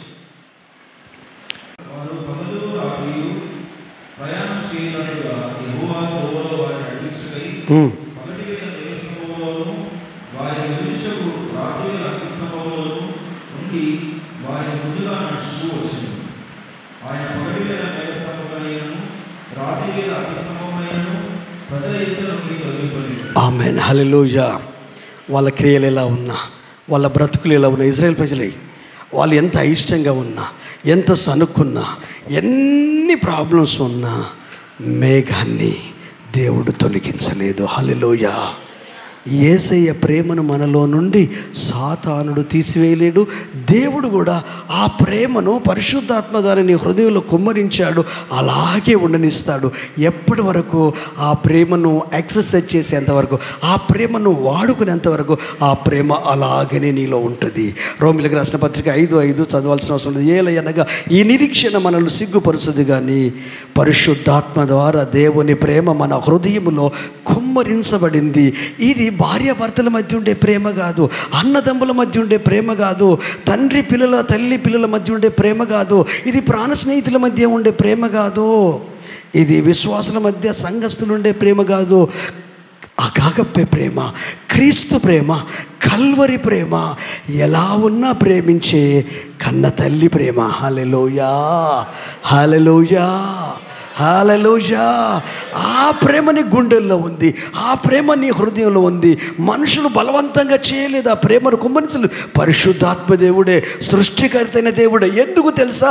నువ్వు సత్క్రియను చేయడం కొరకే. ఇప్పుడు మరోసారి ఎఫెసీయులకు రాసిన పత్రిక 2వ అధ్యాయము 8 నుండి 10 వచనాలు మరోసారి చదువుదాం. హల్లెలూయా. 2వ అధ్యాయం 8 వచ్చి నుండి 10 వరకు. ఎస్, అవును, ఎస్ ఎస్, క్రియల వల్ల కలిగింది కాదు, లేదు.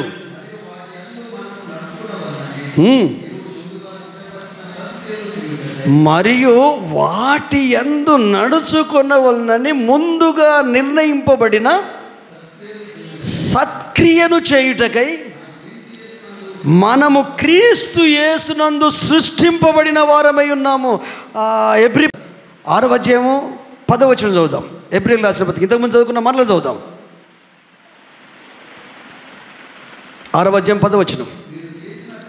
మీరు చేసిన కార్యములను మీరు పరిశుద్ధులకు ఉపచారము చేసి ఇంకను ఉపచారము చేసి తన నామమును బట్టి చూపిన ప్రేమను మర్చిపోవుటకు నువ్వు నమ్మిన దేవుడు అన్యాయస్తుడు కాదు. ఒకప్పుడు మంచిగా చేశానండి, పరిశుద్ధులు ప్రేమించాను, ఒకప్పుడు మంచిగా సేవకులను ప్రేమించానండి, మరి ఇప్పుడేమైంది? ఒకప్పుడు దేవుడు ప్రేమించాడు, ఇప్పుడు ప్రేమిస్తలేడా? ఒకప్పుడు దేవుడు ఇష్టపడాడు, ఇప్పుడు ఇష్టపడతలేడా?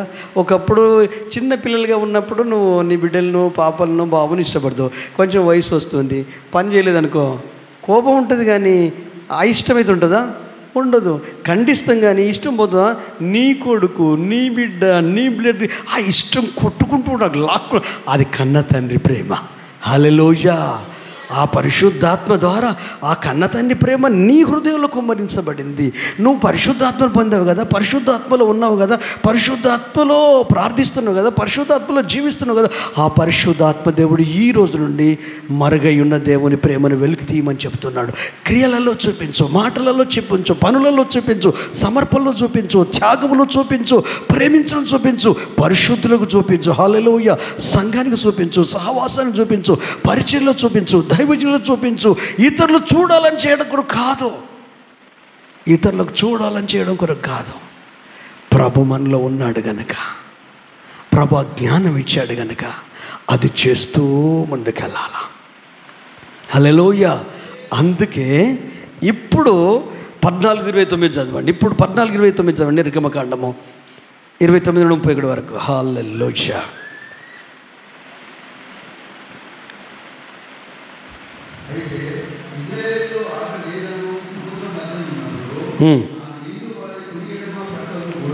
గోడవలు ఉండెను.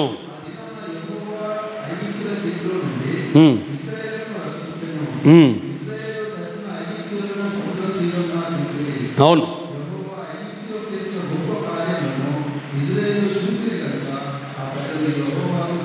భయపడి యెహోవా యందును తన సేవకుడైన మోషే యందును నమ్మిక ఉంచిరి. హల్లెలూయా. మనం 4వ అధ్యాయంలో చదువుకున్నాం. ఏం చదువుకున్నాం? తల వంచి సరెండర్ అయింది చదువుకున్నాం. 4వ అధ్యాయం 29-31 వరకు. అహరోను సరెండర్ అయిపోయాడు, పెద్దలు సరెండర్ అయిపోయారు. ఎవరికి? మోషే మాటక? నో, దేవుని ఆలోచన చెప్పాడు మోషే, దేవుని ప్రత్యక్ష చెప్పాడు మోషే, రక్షణ ప్రణాళికని చెప్పాడు మోషే. ఎందుకంటే మండుచున్న పొద దగ్గర మాట్లాడింది తన సొంత పైత్యం కాదు కదా మోషేది. దేవుడు ఏం చెప్పాడో, యెహోవా ఏం మాట్లాడాడో అదే విషయాలు తీసుకొచ్చి అహరోనుకు చెప్తే అహరోను అక్కడి నుంచి రావడంతో చూసి హృదయమందు సంతోషించాడు, వివరించి అర్థం చేయించాడు. నత్యుడైనప్పటికీ తమ్ముడు కదా అర్థం చేసుకున్నాడు. వాళ్ళిద్దరు కలిసి ఫరో దగ్గరికి వచ్చారు, ఇజ్రాయెల్ ప్రజల దగ్గరికి వచ్చారు. వచ్చి పెద్దలను పోగు చేసి మాట్లాడారు. వాళ్ళు నమ్మకం ఉంచారు, ఇతడు దేవుడు పంపితే వచ్చిన వ్యక్తి. అతన్ని తీక్షణంగా గమనించారు, అతని లైఫ్ స్టైల్ని గమనించారు, అహరోను వాళ్ళని చూశారు. అంత మాత్రమే కూడా ఇజ్రాయేల్ ప్రజలు కూడా నమ్మకం ఉంచి తల వంచి నమస్కారము చేసిరి. మరి మళ్ళీ నమ్మడం ఏందండి? హల్లెలూయా. ఆ నమ్ముడు వేరు, ఈ నమ్ముడు వేరు. హల్లెలూయా. ఎందుకో తెలుసా? ముందు ఎర్ర సముద్రం, వెనుక సైన్యం, కుటుంబం, పిల్లలు, ఫ్యామిలీ, దిక్కుదోసని పరిస్థితి. ప్లాన్ ప్రకారంగా మోషను తిట్టలే, ఉద్దేశపూర్వకంగా మోషను కోపం చేయలేదు. తోయక, అర్థం కాక, ఇటు ఎర్ర సముద్రం, ఇటు సైన్యం, అటు 430 సంవత్సరాల బానిసతో బ్రతుకో.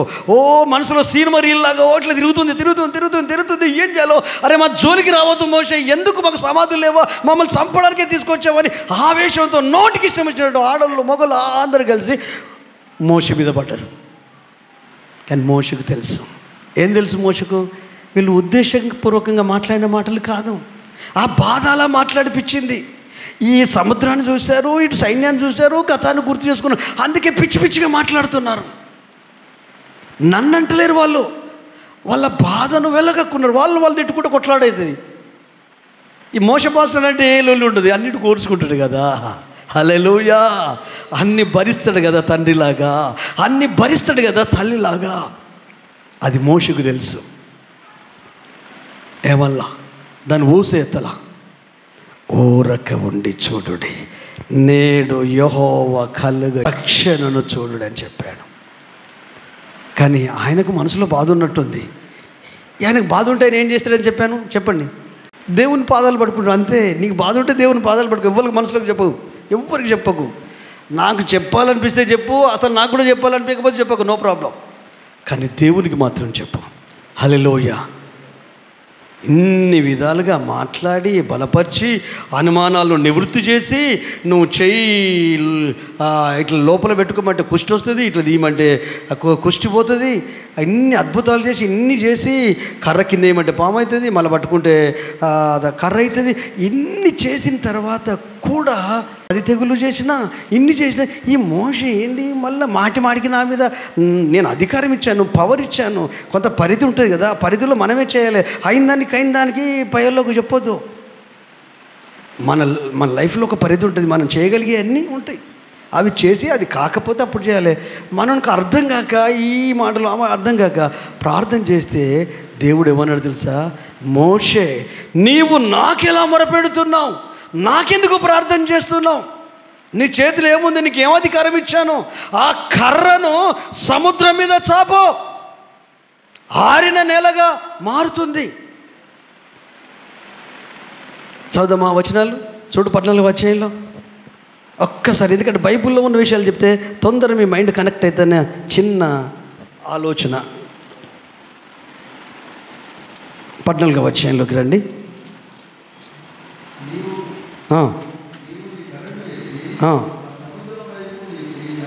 దానికంటే ముందు నువ్వు నాకెలా మొరపెడుతున్నావు కావాలి నాకు.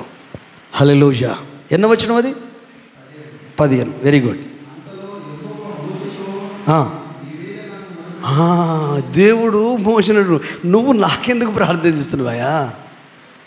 హల్లెలూయా. ఆమేన్. హల్లెలూయా. నీవు నేను జర్నీ స్టార్ట్ చేసాం, ముందుకే మన ప్రయాణం వెళ్ళాలి, కానీ బ్యాక్ అయ్యేది లేదు, ఆగిపోయేది లేదు. ప్రజలకు చెప్పు ఒక వండర్ఫుల్ వర్డ్. మోషే సాగిపోమ్మని చెప్పు. చదువు.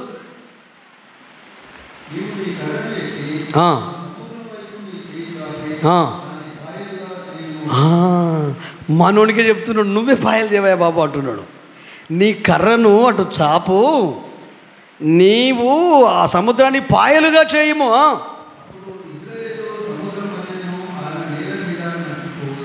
ఆమేన్, హల్లెలూయా. ఇప్పుడు చెప్పినప్పుడు అసలు కార్యం జరిగిందా? ముందే చెప్తున్నాడు, జరగబోయేది ముందు చెప్తున్నాడు. ఓ మోషే, నీ కర్రను సముద్రం వైపు చాపి నీవే పాయలు చేయి, మిగతాది నేను చూసుకుంటా, అప్పుడు ప్రజలు 6 నెలలు నడుస్తారని చెప్పారు. నాకు తెలిసి వీళ్ళతో ఇదే మాట చెప్పాడు. ఎవరితో? మన వాళ్ళు తిట్టడంలో. ఎవరు వీళ్ళు? ఇజ్రాయేల్ ప్రజలు. నోటికి ఇష్టం వచ్చినట్టు మాట్లాడతారు కదా సేవకుని. మోషను ఏది దోస్తే అది అంటారు కదా, మాట్లాడుతూ ఏమండి మీరు అంటే అంటారు కానీ తిడితే కానీ మీ హృదయంలో అయిష్టత ఉంటే ఉండని కానీ అది దాచిపెట్టుకో, దానివల్ల నీకు నష్టం కష్టం మీకు. కానీ ఒక మంచి మహత్తరమైన కార్యము దేవుడు నాకు చెప్పాడు, నన్ను కూడా గద్దించాడు. నువ్వు నాకు ప్రార్థన చేస్తున్నావు, నువ్వే సముద్రం మీద కర్ర చాపు, అది నువ్వే పాయలు చేయని చెప్పాడు. నేను ఇప్పుడు పాయలు చేయబోతున్నానండి సముద్రాన్ని. 2 పాయలు అయిపోతే 6 నీళ్ళు ఏర్పడుతుంది, మీరు పరిగెత్తొచ్చండి, మీరు నడవచ్చండి. ఓ మోసే నోర్మై. ఏ మూమెంట్లో వాళ్ళక్కడ కలుసుకుని, ఐగుప్తు సైన్యము వారిని కలుసుకుందట. అక్కడ ఒక మిరాకిల్ జరిగింది. కన్ను చేద్దాండా, కన్ను చేయది ఒక వండర్ఫుల్ మిరాకిల్ జరిగింది. ఎస్, అవును.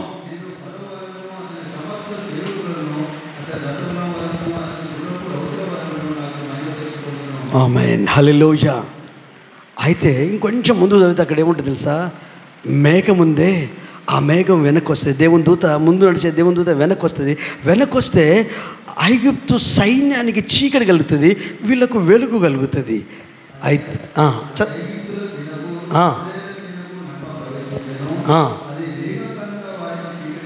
ఐగుప్తు సేనకు ఇజ్రాయిల్లకు మధ్యలో దేవదూత వచ్చేసింది. హల్లెలూయా.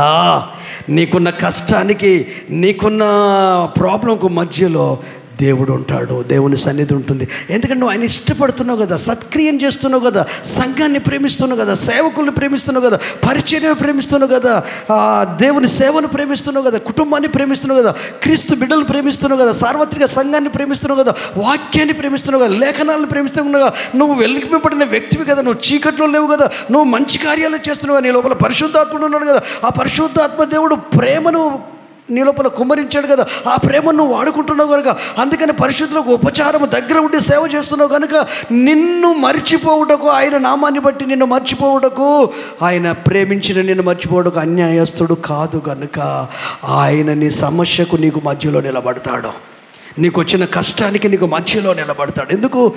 నీవు ఆయనకి ఇష్టడవు. ఎలా తెలుసా? 91వ కీర్తన 14-15 వచ్చిన చదువు.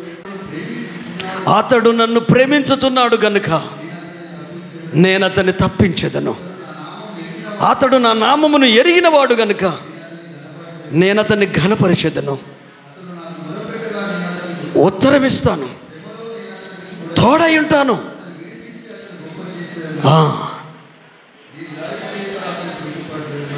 నా రక్షణ అతనికి చూపించి. గట్టిగా చెప్పలు కొట్టి ప్రభుని మహిమపరుస్తావా? హల్లెలూయా. మన ప్రభు మాటలు ఎంత బహుత్తరమైనయండి, ఎంత బలమైనయండి. హల్లెలూయా. నాకు తెలిసి చాలామందికి అర్థమవుతుంది అనుకుంటున్నాను ఆ మాటల్లో ఉన్న పవర్, ఆ మాటల్లో ఉన్న దైవిక శక్తి. హల్లెలూయా. నిన్ను ప్రేమిస్తున్నాడు కనుక నిన్ను విడిపిస్తాడట, నిన్ను గౌరవిస్తాడట, దేవుడే నిన్ను కనపరుస్తాడట, మనుషుడు కాదు, ప్రభువే కనపరుస్తాడట. నేను ఈ మాటలు, ఆ మోషే చెప్పిన ఆ మాటల్ని ఒక్కసారి ఇజ్రాయేల్ ప్రజలు నమ్మిళ్ళండి. అప్పటిదప్పుడే టైం బట్టి ఉంటుంది. ఎందుకంటే మా ఇటు చీకటి వచ్చింది, ఇటు వెలుగున్నది, ఇంకా దాన్ని పాయలు చేయలేదు. నమ్మడానికి ఆస్కారం ఉందా? ఆ సిచ్యువేషన్ ఎట్లుంది? నమ్మడానికి ఆస్కారం ఉందా? లేదు, లేదు. మనల్ని ఏమో చేసేటట్టున్నాడు, ఏదో అయ్యేటట్టున్నది, మనల్ని ముంచేటట్టున్నాడు. అంతకుముందు మాట్లాడిన వ్యక్తులు ఇంకా వాయిస్ పెంచవచ్చు, కానీ ఇక వాళ్ళతో మాట్లాడితే పని జరుగుతుంది. క్రియ చేయాలి, దేవుడు చెప్పింది చేయాలి. నన్నే పాయలు చేయమని సముద్రం వైపు చాపాడు. అక్కడ బైబిల్ చెప్తుంది, దేవుడు యెహోవా బలమైన తూర్పు గాలికి ఆజ్ఞాపించగా అవి ఆరిన నీళ్ళగా ఏర్పడింది అని. ఇంటికి వెళ్ళినాక చదవండి అధ్యాయం అంతా. ఆరిన నేలైతే ఏర్పడింది. నమ్మకం గుర్తుందా వీళ్ళకు? ఒక్కసారి ఆ ప్లేస్లో యువరాజ్ నన్ను చూడు, హల్లెలూయా. నమ్మకం గుర్తుందా వారికి? గోడలు లేవు, ఆరిన నేలైతే ఉంది, దారి అయితే ఉంది. ఇప్పుడు ఏం కావాలి? నమ్మకం కావాలి. నమ్మకం కావాలంటే ఇష్టం కావాలి. ఇష్టం కావాలంటే గౌరవం కావాలి. గౌరవం కావాలంటే ఆసక్తి కావాలి. మరి ఇవన్నీ ఎవరి మీదకి రావాలి? ఇప్పుడు మోషే మీదకి రావాలి. మరి మోషే మీదకి రావాలంటే మోషే ఏం చేయాలి? ముందు మోషే 10 అడుగులు నడవాలి. హల్లెలూయా. ఇమాజినేషన్ చేసుకోండి. మీరే 20 సంవత్సరాల దగ్గర ఉన్నారనుకోండి, ఇజ్రాయెల్ పిల్లలు అనుకోండి, భార్య పిల్లలు, మీరు ప్రేమించే భార్య, ప్రేమించే పిల్లలు, ప్రేమించే కుటుంబం, ప్రేమించే కుక్క కూడా ఉంటుంది కదా. చాలామంది కుక్కలు అంటే మస్తు ఇష్టం కదా. ఆ ప్రేమించే కుక్క దాన్ని మనిషినైనా పట్టించుకోరు. ఆ కుక్క కొరకు ఎన్ని వేలు ఖర్చు పెడతారో ఏందో తెలియదు మనకు. హల్లెలూయా, దేవునికి స్తోత్రం. అయితే నడిచారు. కొంచెం ముందుకు 10 అడుగులు వేసాడు. 10 అడుగులు. అప్పుడు నేను అనుకుంటాను, ఆ 70 మంది పెద్దలు ఎవరో వాళ్ళు, ఆ పెద్ద మనుషులు, ఇజ్రాయెల్ పెద్దలు, వయసులో పెద్దవాళ్ళు కదండి, కొంచెం అనుభవం ఉంటుంది కదండి వాళ్ళకు కలిగింది. మోషే ఇక్కడ రాజుగా బ్రతికి వెళ్ళిపోయి 40 సంవత్సరాల తర్వాత వచ్చి అతని క్రియలను చూసాం, అతని పద్ధతులు చూసాం, అతని సమర్పణ, అతని త్యాగాన్ని ఇవన్నీ చూసాం, ఐగుప్తులు చూసాం, అన్నీ చేసాము, అన్నీ అద్భుతం జరిగింది. గోషాన్ ప్రాంతం మన కొరకు ప్రత్యేకింపబడ్డ ప్రాంతంలో ఉన్నాము. తొలిచూలు పిల్లలు చనిపోయారు. ఏమున్నా ఐగుప్తులకు అయింది, కానీ గోషాన్లో ఉన్న మనకేం కాలేదు. ఐగుప్తులో ఉన్నప్పుడు మరి బయటకు వచ్చేసాం గొర్రెపిల్ల రక్తం చేత. ఇప్పుడు సైన్యం ఒకటి ఉంది, ముందు దారి ఏర్పడింది, ఇప్పుడు వెలుగైతే కనిపిస్తుంది. అటు వెనుక తిరిగి చూస్తే ఏం కనిపిస్తుంది వీళ్ళకు? ఆ సైన్యం కనపడుతుంది. వీళ్ళు భయపడతారు కదా. భయపడే దాన్ని నీ కనుమరుగు చేసేస్తాడు. అటేం కనిపిస్తలేదు. పెద్ద మనుషులు అటు ఇట్లా చూసిళ్ళు, జరగ చూస్తే అటు ఏం ఆగుతలేదు, అంత చీకటే ఉన్నది, ఇటు వెలుగు ఉన్నది. ఈ పెద్దలు ఏం చేశారు? మోషే వ్యక్తిత్వాన్ని చూశారు, మోషే గుణగణాలను చూశారు, ఆయన లైఫ్ స్టైల్ చూశారు, ఆయన క్రియలను చూశారు, ఆయన సమర్పణ చూశారు, ఆయన మాట తీరు చూశారు. ఒక 2-3 పెద్దలు నడిచినట్టున్నారు. ఈ 3 పెద్దలు చూసి ఇంకో 4 పెద్దలు నడిచిండ్రు. ఈ 4 పెద్దలు ఈ 70 మంది నడిచిండ్రు. 70 మంది నడితే ఇప్పుడు ఎవరు నడిచినట్టు? 70 మంది ఫ్యామిలీలు, భార్యలు, పిల్లలు, మనవలు, మనమరాళ్ళు, కొడుకులు, కోడళ్ళు. హల్లెలూయా. ఎవరిని బట్టి? చెప్పాలి. ఎవరిని బట్టి? మోషే. ఇది క్రైస్తవ ప్రపంచంలో ఉన్న చాలామంది పాస్టర్లు దైవజనుడిని ప్రేమించకుండా అట్లా తయారైపోయింది, కల్ట్ అయిపోయింది. అయితే నీవు నేనే గుర్తించాలి. పరిశుద్ధాత్మలో కనిపించిన ప్రతి పాస్టర్ నిజమైన పాస్టర్ అని నమ్మొద్దు. హల్లెలూయా. నీ క్షేమాన్ని కోరే వ్యక్తి, నీ ఆత్మీయ క్షేమాన్ని, నీ ఆర్థిక క్షేమాన్ని, నీ నుండి ప్రతిఫలం ఆశించే వ్యక్తి అసలు దైవజనుడే కాదు. నా ఇప్పుడు డబ్బును ఆశించి, గౌరవాన్ని ఆశించి, బహుమానాలను ఆశించి, విలువలను ఆశించి మనం వెళ్ళినామనుకోండి, గందరగోళం అయిపోతామండి. మీరున్న ప్రదేశంలోనే మట్టి లాంటి మాణిక్యంలో, మట్టిలో మాణిక్యంలాగా ఉన్న సేవకులు ఉన్నారు. ఎప్పుడు కూడా గుర్తుపెట్టుకోండి, ఆ మోషను వాళ్ళు విశ్వసించారు, వాళ్ళు బయలుదేరి వెళ్ళారు. ముందు ఎవరు విశ్వసించారు చెప్తలేదు. ఇప్పుడు చెప్పిన విషయమే. పెద్దలు అంటే మన అన్నలు, వీళ్ళంతా. హల్లెలూయా. తర్వాత ఎవరు?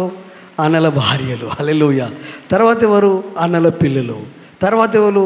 కొడుకులు, కోడళ్ళు, బిడ్డలు, అల్లుళ్ళు. హల్లెలూయా. మీకు అర్థం కాని కొరకు ఇక్కడున్న ఉపమానే చెప్తున్నాను.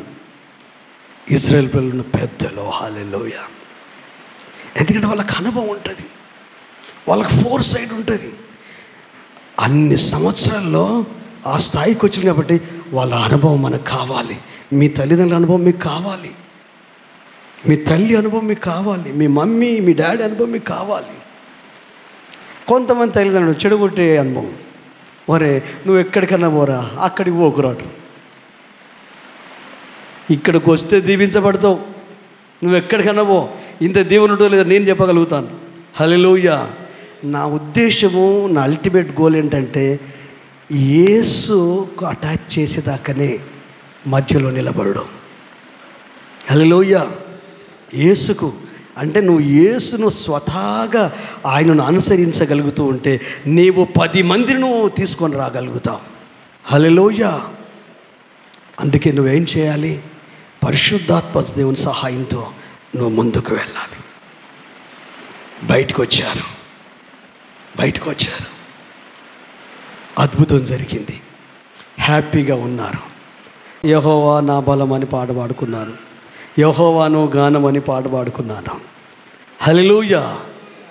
ఆ తర్వాత మనం చదివామే 29 నుండి 31 వరకు 14. అది అంటే అప్పుడు నమ్మకం కుదిరింది. ఒరే, దేవుని మాత్రమే కాదురా నమ్మాల్సింది, ఆయన సేవకుడైన మోషే యందు కూడా నమ్మకం ఉంచాలి. ఎందుకంటే అట్లయితేనే కుటుంబాలు బాగుపడతాయి. క్రైస్తవ ప్రపంచంలో ఒక అపసవ్యమైన ఆలోచనను విశ్వాసుల మనసులోకి ఎక్కించారు. దానివలన దాని నుంచి బయటపడడం కొంచెం కష్టమవుతుంది. కానీ పరిశుద్ధాత్మ దేవునికి ఏం కష్టం కాదు. నువ్వు అవకాశం ఇస్తే అసలు చిన్నపాటి పరలోకమే, చిన్న గుంపే పరలోకంగా మారుతుందండి. మీ కుటుంబమే పరలోకంగా మారుతుంది. అది చెప్పి నేను ముగించేస్తాను. మీ అందరికీ తెలిసే వాక్య భాగమే, ఇంటికి వెళ్ళినాక చదువుకోండి. పేతురు యొప్పే ప్రాంతంలో మిద్దె మీద ప్రార్థన చేస్తుంటే ఒక దర్శనం కలిగింది. పేతురు ఎవరు?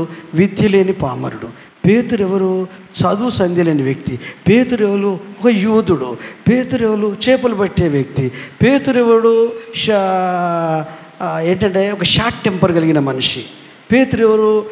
మాట్లాడినాక తర్వాత ఆలోచించి మాట్లాడు. అందుకని అందరూ దుడుకు పేతురు అని పేరు పెడతారు అందరూ. ఏం మాట్లాడుతాడో తెలియదు, మాట్లాడకప్ప నేను ఇది మాట్లాడానా అని ఇట్లా అని బైబిల్లో ఆయన స్వభావాన్ని బట్టి ఆయన దుడుకు పేతురు, తొందరపడతాడు అని ఆయనకు పేరు పెట్టారు. ఆ వ్యక్తికి దేవుడు దర్శనం ఇచ్చాడు పరిశుద్ధాత్మ పొందుకున్న కొన్ని రోజులకు యొప్పే ప్రాంతంలో. ఆ దర్శనంలో ఒక చెంగు 4 చెంగులు ఇట్లా వచ్చేసాయి. 4 వైపులా పట్టుకొని వచ్చిన చెంగు. అందులో చూస్తే ఈ సృష్టిలో ఉన్న రకరకాల జంతువులు, పక్షులు, కప్పలు, బల్లులు, తేలు అన్నీ ఉన్నాయి. యూదుడు కదా, కొంచెం నిష్ట కలిగిన మనిషి కదా, జాతి నిష్ట అది వేరే. ఇప్పుడు కులం అంటే మన ఇండియాలో ఉన్నంత ఎక్కడ లేదు. ఇప్పుడు అన్ని దేశాలలో కుల పిచ్చి అనేది, కుల గజ్జి అనేది, ఆ కుల పిచ్చి అనొచ్చు, కుల గజ్జి అనొచ్చు. గజ్జి అంటే ఇక ఎక్కడున్నా గోక్కుడే, సిగ్గులేని రోగం అది గజ్జి అంటే. కులం అట్లా అయిపోయింది. అయితే ఇది కొద్ది గొప్ప మననుకున్నది. ఎవరికి? పేతురుకున్నది. పేతురుకుంది కాబట్టి ఏమంటే, అయ్యా నేను నా వంశంలో నా జాతిలో పుట్టిన ఎప్పుడు నిషిద్ధమైంది అపవిత్రమైనది ముట్టుకోలేదంటే, దేవుడు పవిత్రపరిచిన వాటిని నువ్వు అపవిత్రమనే ఎంచనేలా అని ఒక స్వరం దుప్పటి పైకి వెళ్ళిపోతుంది. ఏం అర్థం కాదు. లోపల ఆత్మదేవుడు మాట్లాడుతున్నాడు.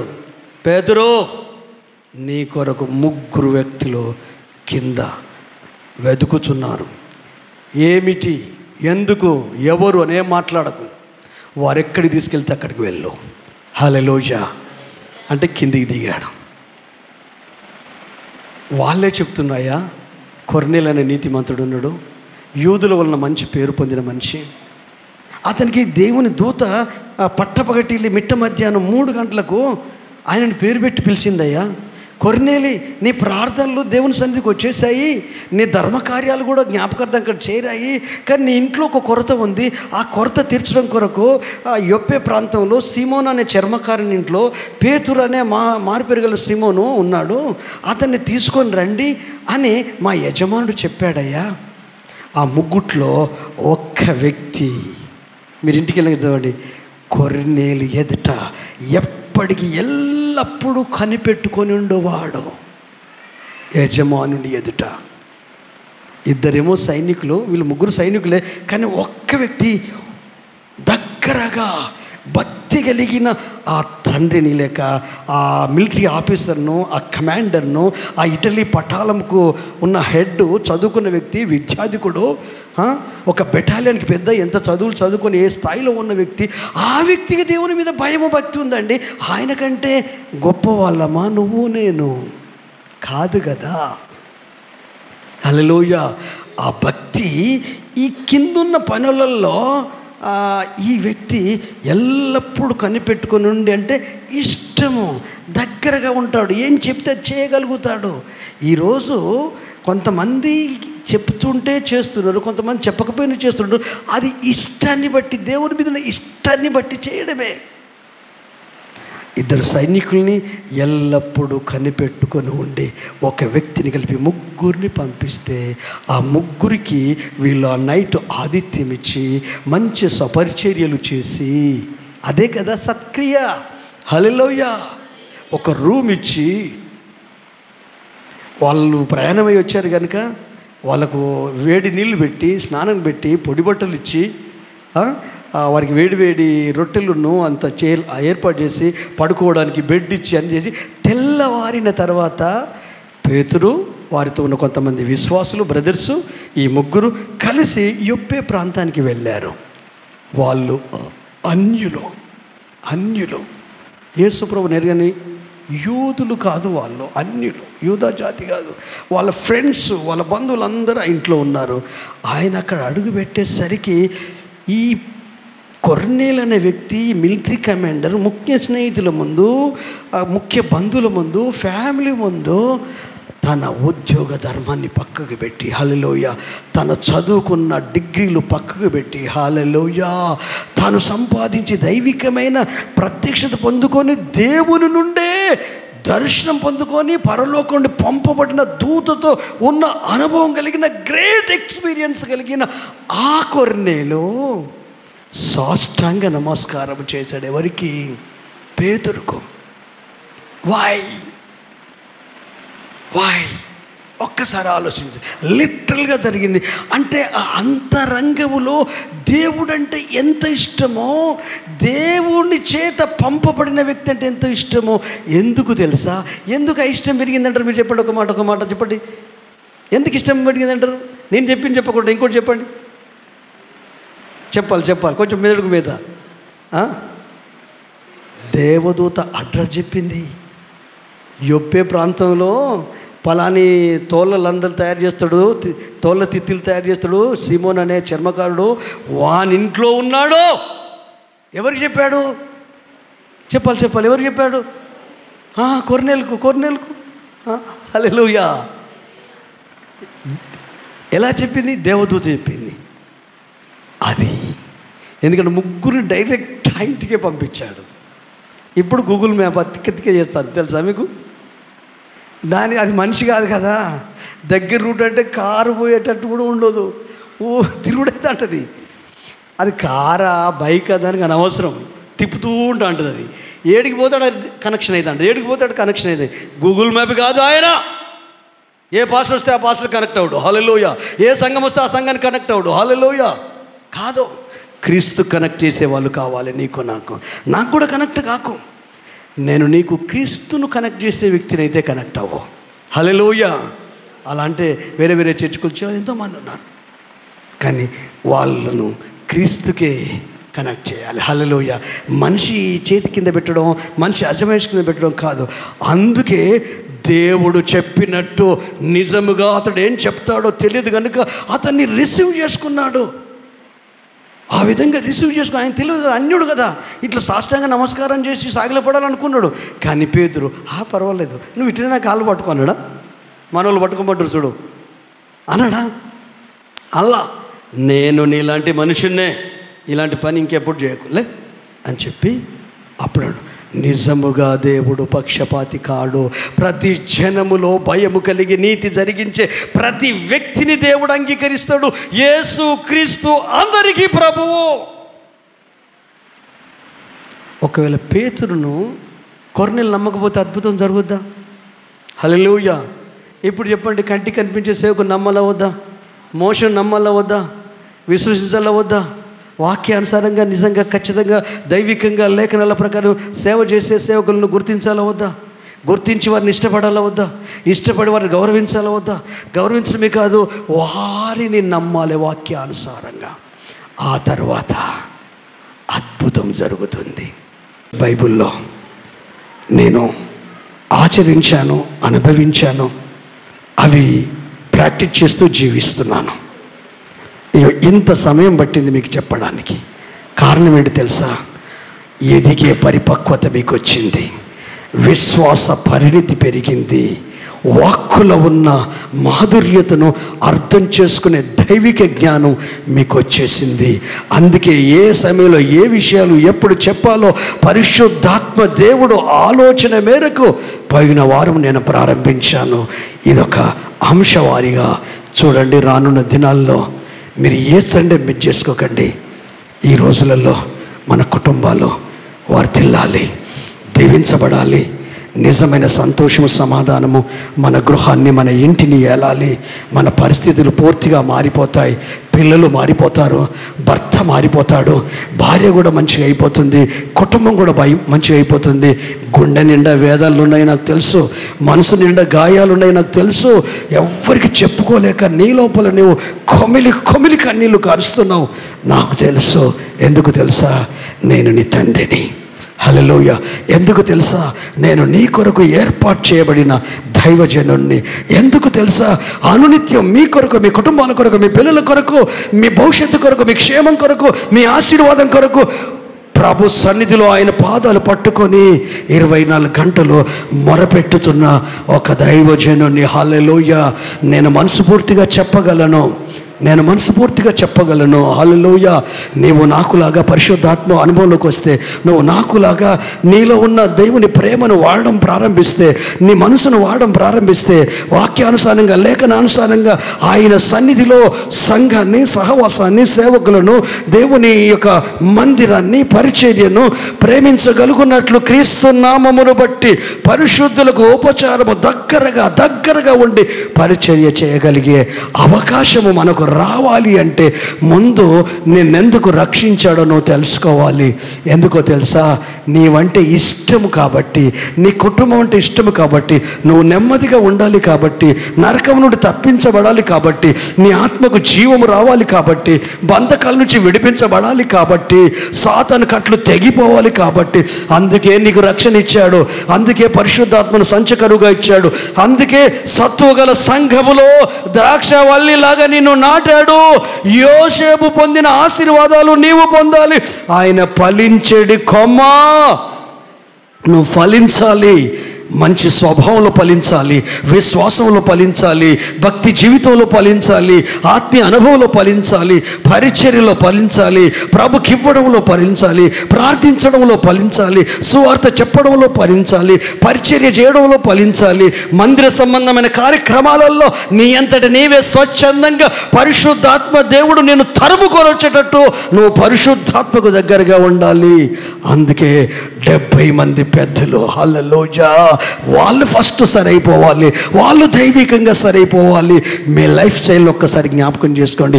యేసు మీకు దొరకకపోతే ఎలా ఉండో, రక్షణ మీకు రాకపోతే ఎలా ఉండో, ప్రభు మీ మరణం నుంచి విడిపించకపోతే ఎలా ఉండో, మీ కన్నీళ్లు తుడవకపోతే ఎలా ఉండో, మీ పిల్లల్ని కాపాడకపోతే ఎలా ఉండో, మీ ఇంటి పరిస్థితులు మారకపోతే ఎలా ఉండో. బయట మీరు చూస్తున్నారు కదా చాలామంది ప్రజల్లో, కానీ ఏదో ధైర్యం లేదు, మీకు నిరీక్షణ లేదు, ప్రోద్బలం లేదు. ఏ పరిస్థితులు ఉన్నా ఏదో గుండె నిండా ధైర్యం, మనసు నిండా సంతోషం. ఎందుకు? అది యేసయ్య ఇచ్చింది, క్రీస్తు ఇచ్చింది, వాక్యం ఇచ్చింది, పరిశుద్ధాత్మ ఇచ్చింది. అది విశ్వాసం వల్ల నీ లోపల దేవుడు కలిగించింది. ఆ దైవ కార్యాలు అవి ఆగిపోవద్దు, అవి బయటికి రావాలి. ఆ ప్రేమ పెళ్ళిపికి బయటికి రానివ్వండి, ఆ సమర్పణ బయటికి రానివ్వండి. మీ మెదడుకు మేతను పెట్టండి, మీ ఆలోచన మేతను పెట్టండి. ప్రభువా, నేను నా సన్నిధిలో గడపాలి, నా దేవుని సన్నిధిలో గడపాలి, నా మందిరంలో గడపాలి, ఆరాధనలో గడపాలి, విజ్ఞాపనలో గడపాలి, ఉపవాస ప్రార్థనలో గడపాలి, శుద్ధీకరణ కోడికలో గడపాలి. అయ్యా, నీ సన్నిధిని, నీ మందిరాన్ని మక్కువ ఇష్టం నాకు దయచేయి. రాజు ఎంత గొప్ప రాజయ్యా దావీదు, ఎంత గొప్ప రాజయ్య. ఒకప్పుడు గొర్రెల కాపరే కావచ్చు, కానీ నా మందిర కొరకు, నా మందిరము ద్వారం ఉండుట నాకు ఇష్టము. యాకోబు బలిష్ఠునికి, ఇజ్రాయిల్ బలిష్ఠునికి నేను ఒక నివాస స్థలము చూసే వరకు నా వాసస్థానమైన గుడారములో ప్రవేశించను, నేను పరుండు మంచం మీదకి ఎక్కను, నా కన్నులకు కునికిపాటు, నా కనురెప్పులకు నిద్ర రానివ్వను. ఇది నాకు కలిగిన బాధల్లో నన్ను విడిపించాడు. పరలోకపు రక్షణ నాకు ఇచ్చాడు, పరలోక వారసత్వం నాకు ఇచ్చాడు, పరిశుద్ధాత్మనిచ్చాడు, దైవిక జ్ఞానాన్ని ఇచ్చాడు, పరిపూర్ణ ఆరోగ్యాలు ఇస్తున్నాడు, నడిపిస్తున్నాడు. మాటిస్తున్నాడు, నేను మేఘం కిందనే ఉంటాను.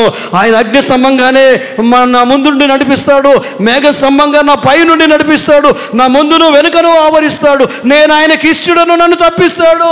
నేను ఆయనను ప్రేమించాను కనుక నన్ను ఘనపరుస్తాడు. నాకు దీర్ఘాయుష్నిచ్చి నన్ను ఆశీర్వదిస్తాడు. నా రక్షణ అతనికి చూపిస్తాను అన్నాడు కదా. అవును, నాకు చూపిస్తాడు ఆయన. నా కుటుంబాన్ని కడతాడు, నా గృహాన్ని కడతాడు. ఈ కార్యాలన్నీ జరగాలంటే సహోదరి సహోదరుడా, ట్రూ సర్వెంట్ ఆఫ్ గాడ్ని గుర్తించండి. వాళ్ళ ప్రయాసం, వాళ్ళ ప్రార్థన, వాళ్ళ కన్సర్న్, వాళ్ళ సమర్పణ, వాళ్ళ త్యాగం. హల్లెలూయా. వాళ్ళు మాత్రమే కాదు, ఎన్నిక చేయబడిన సంఘం, ఎన్నిక చేయబడిన పరిశుద్ధ సమూహము, పరిశుద్ధ సంఘము, పరిశుద్ధ కుటుంబాలు, పరిశుద్ధ విశ్వాసులు, వాళ్ళ త్యాగాలు కూడా చూడండి. వాళ్ళు చేస్తున్న త్యాగాలు చూడండి, వాళ్ళ సమర్పణలు కూడా చూడండి. అప్పుడు మనం ఆసక్తి పెంచుకుంటాం. ఆసక్తి గౌరవంగా మారుతుంది, గౌరవం ఇష్టంగా మారుతుంది. ఆ ఇష్టమే దేవుని మాట వినేటట్టు చేస్తుంది. వినగలిగేదే విశ్వాసము, వినుట వలన విశ్వాసము కలుగును, వినుట క్రీస్తును కూర్చున్న మాట వలన కలుగును. అందుకే మానవ ఆలోచనలు దూరం అవునుగాక, మనిషి ఆలోచనలు దూరం అవునుగాక, ఆత్మీయ నేత్రాలు తెరవబడునుగాక, ఆత్మీయ నేత్రాలు తెరవబడునుగాక. హల్లెలూయా. ఎవరికి వారే చెప్దామా? హల్లెలూయా. అవును ప్రభు, ఈరోజు నేను తీర్మానం తీసుకుంటున్నాను, ఈ సంఘములో నన్ను, నా కుటుంబాన్ని నాటావు, నా గృహాన్ని, నా ఇంటిని నాటావు. చాలా విషయాల్లో తప్పిపోయాను, కానీ ఎఫెసీ 2:10 ప్రకారం ఇవన్నీ జరుగుటకు ముందుగానే సత్క్రియను ఆరంభించి ఆ విధంగా మేము చేయడము కొరకే మమ్మల్ని జగత్తు పునాది వేయబడక ముందే క్రీస్తులో సృష్టించుకున్నామన్న సంగతి ఈరోజు మాకు తెలిసింది. ఆ సత్క్రియ ఏంటో మచ్చుకు మేము ఒక్కటి విన్నాం. మీ కార్యములు, మీరు పరిశుద్ధులకు చేసిన ఉపకార్యములు, ఉపచారమును మరి ఎక్కువగా మీరు ఆపకుండా చేశారు కదా. ఆయన నామమును బట్టి ఆ దేవుడు అన్యాయము చేసే అపనమ్మకస్తుడు కాదు, ఆయన న్యాయమే చేస్తాడు. మనుషులు అన్యాయం చేయొచ్చు, లోకం అన్యాయం చేయొచ్చు, కుటుంబ సభ్యులు, ఫ్యామిలీ మెంబర్స్, వీళ్ళు నమ్మకమైన వాళ్ళు మనకు అన్యాయం చేయరు. మన తల్లిదండ్రులు మనకు అన్యాయం చేయరు, మన కుటుంబ సభ్యులు మనకు అన్యాయం చేయరు, మన సంఘం మనకు అన్యాయం చేయదు, మన సంఘ కాపరి మనకు అన్యాయం చేయడు. ఎందుకంటే అందరం క్రీస్తు రక్త చేత కడగబడిన జనం మనం, క్రీస్తు ఆత్మ చేత ఏకమైన ప్రజలం మనం, ఒక్క శరీరం మనం, ఒక్క ఆత్మ మనం, ఒక్క నిరీక్షణ మనది, ఒక్క బ్యాప్టిజం మనది, ఒక్కటే పిలుపు మనది. ఆత్మ కలిగించే ఐక్యతలో కాపాడుకొనుటయందు శ్రద్ధే మనకు కావాలి, అవర్నెసే మనకు కావాలి, స్పృహే మనకు కావాలి. అలాంటి స్పృహ ఇక్కడ ఉన్న నీకు, నాకు, మనకు పరిశుద్ధాత్మ దేవుడు కలిగించునుగాక. ఆ స్పృహలోకి వచ్చుదుముగాక. అన్ని స్పృహలోనే చేస్తున్నాం. ఆత్మీయ జీవితమే స్పృహను తప్పిపోయిందేమో. ఒక్కసారి 2 చేతులు పైకెత్తి మనస్ఫూర్తిగా వందనాలు చెల్లిద్దాం. హల్లెలూయా. అయ్యా, ఈ 2 మాటలు మీ సన్నిధిలో తీర్మానం తీసుకొని మేము ముగిస్తున్నాము. తండ్రి కుమార పరిశుద్ధాత్మ నామములో సంఘాన్ని, సహవాసాన్ని, పరిశుద్ధులను, దేవుని పిల్లలను అందరినీ మేము ఆశీర్వదిస్తున్నాము నాయన. ఈ క్షణము నుండి నాయన, మాకు ఇంతకాలము తెలియదు, మాకు అర్థం కాలేదు. అర్థమైందంటే సగం గెలిచినట్టే. ఇంకో సగం అనుసరించి ఆచరించడంలోనే నీ ఆత్మ సహాయంతో మా ఇంటిని, మా కుటుంబాన్ని, మా సంఘాన్ని, మా పరిచర్యను, మా దైవజనులను ప్రభా, మా గృహాలను, మా కుటుంబాలను, ఇతరులను దీవనకరంగా మార్చడానికి నీ లేఖనానుసారంగా నన్ను, మేము నీ బిడ్డలను సమర్పించుకుంటూ యేసు నామములో అడుగుతున్నాము తండ్రి. ఆమేన్.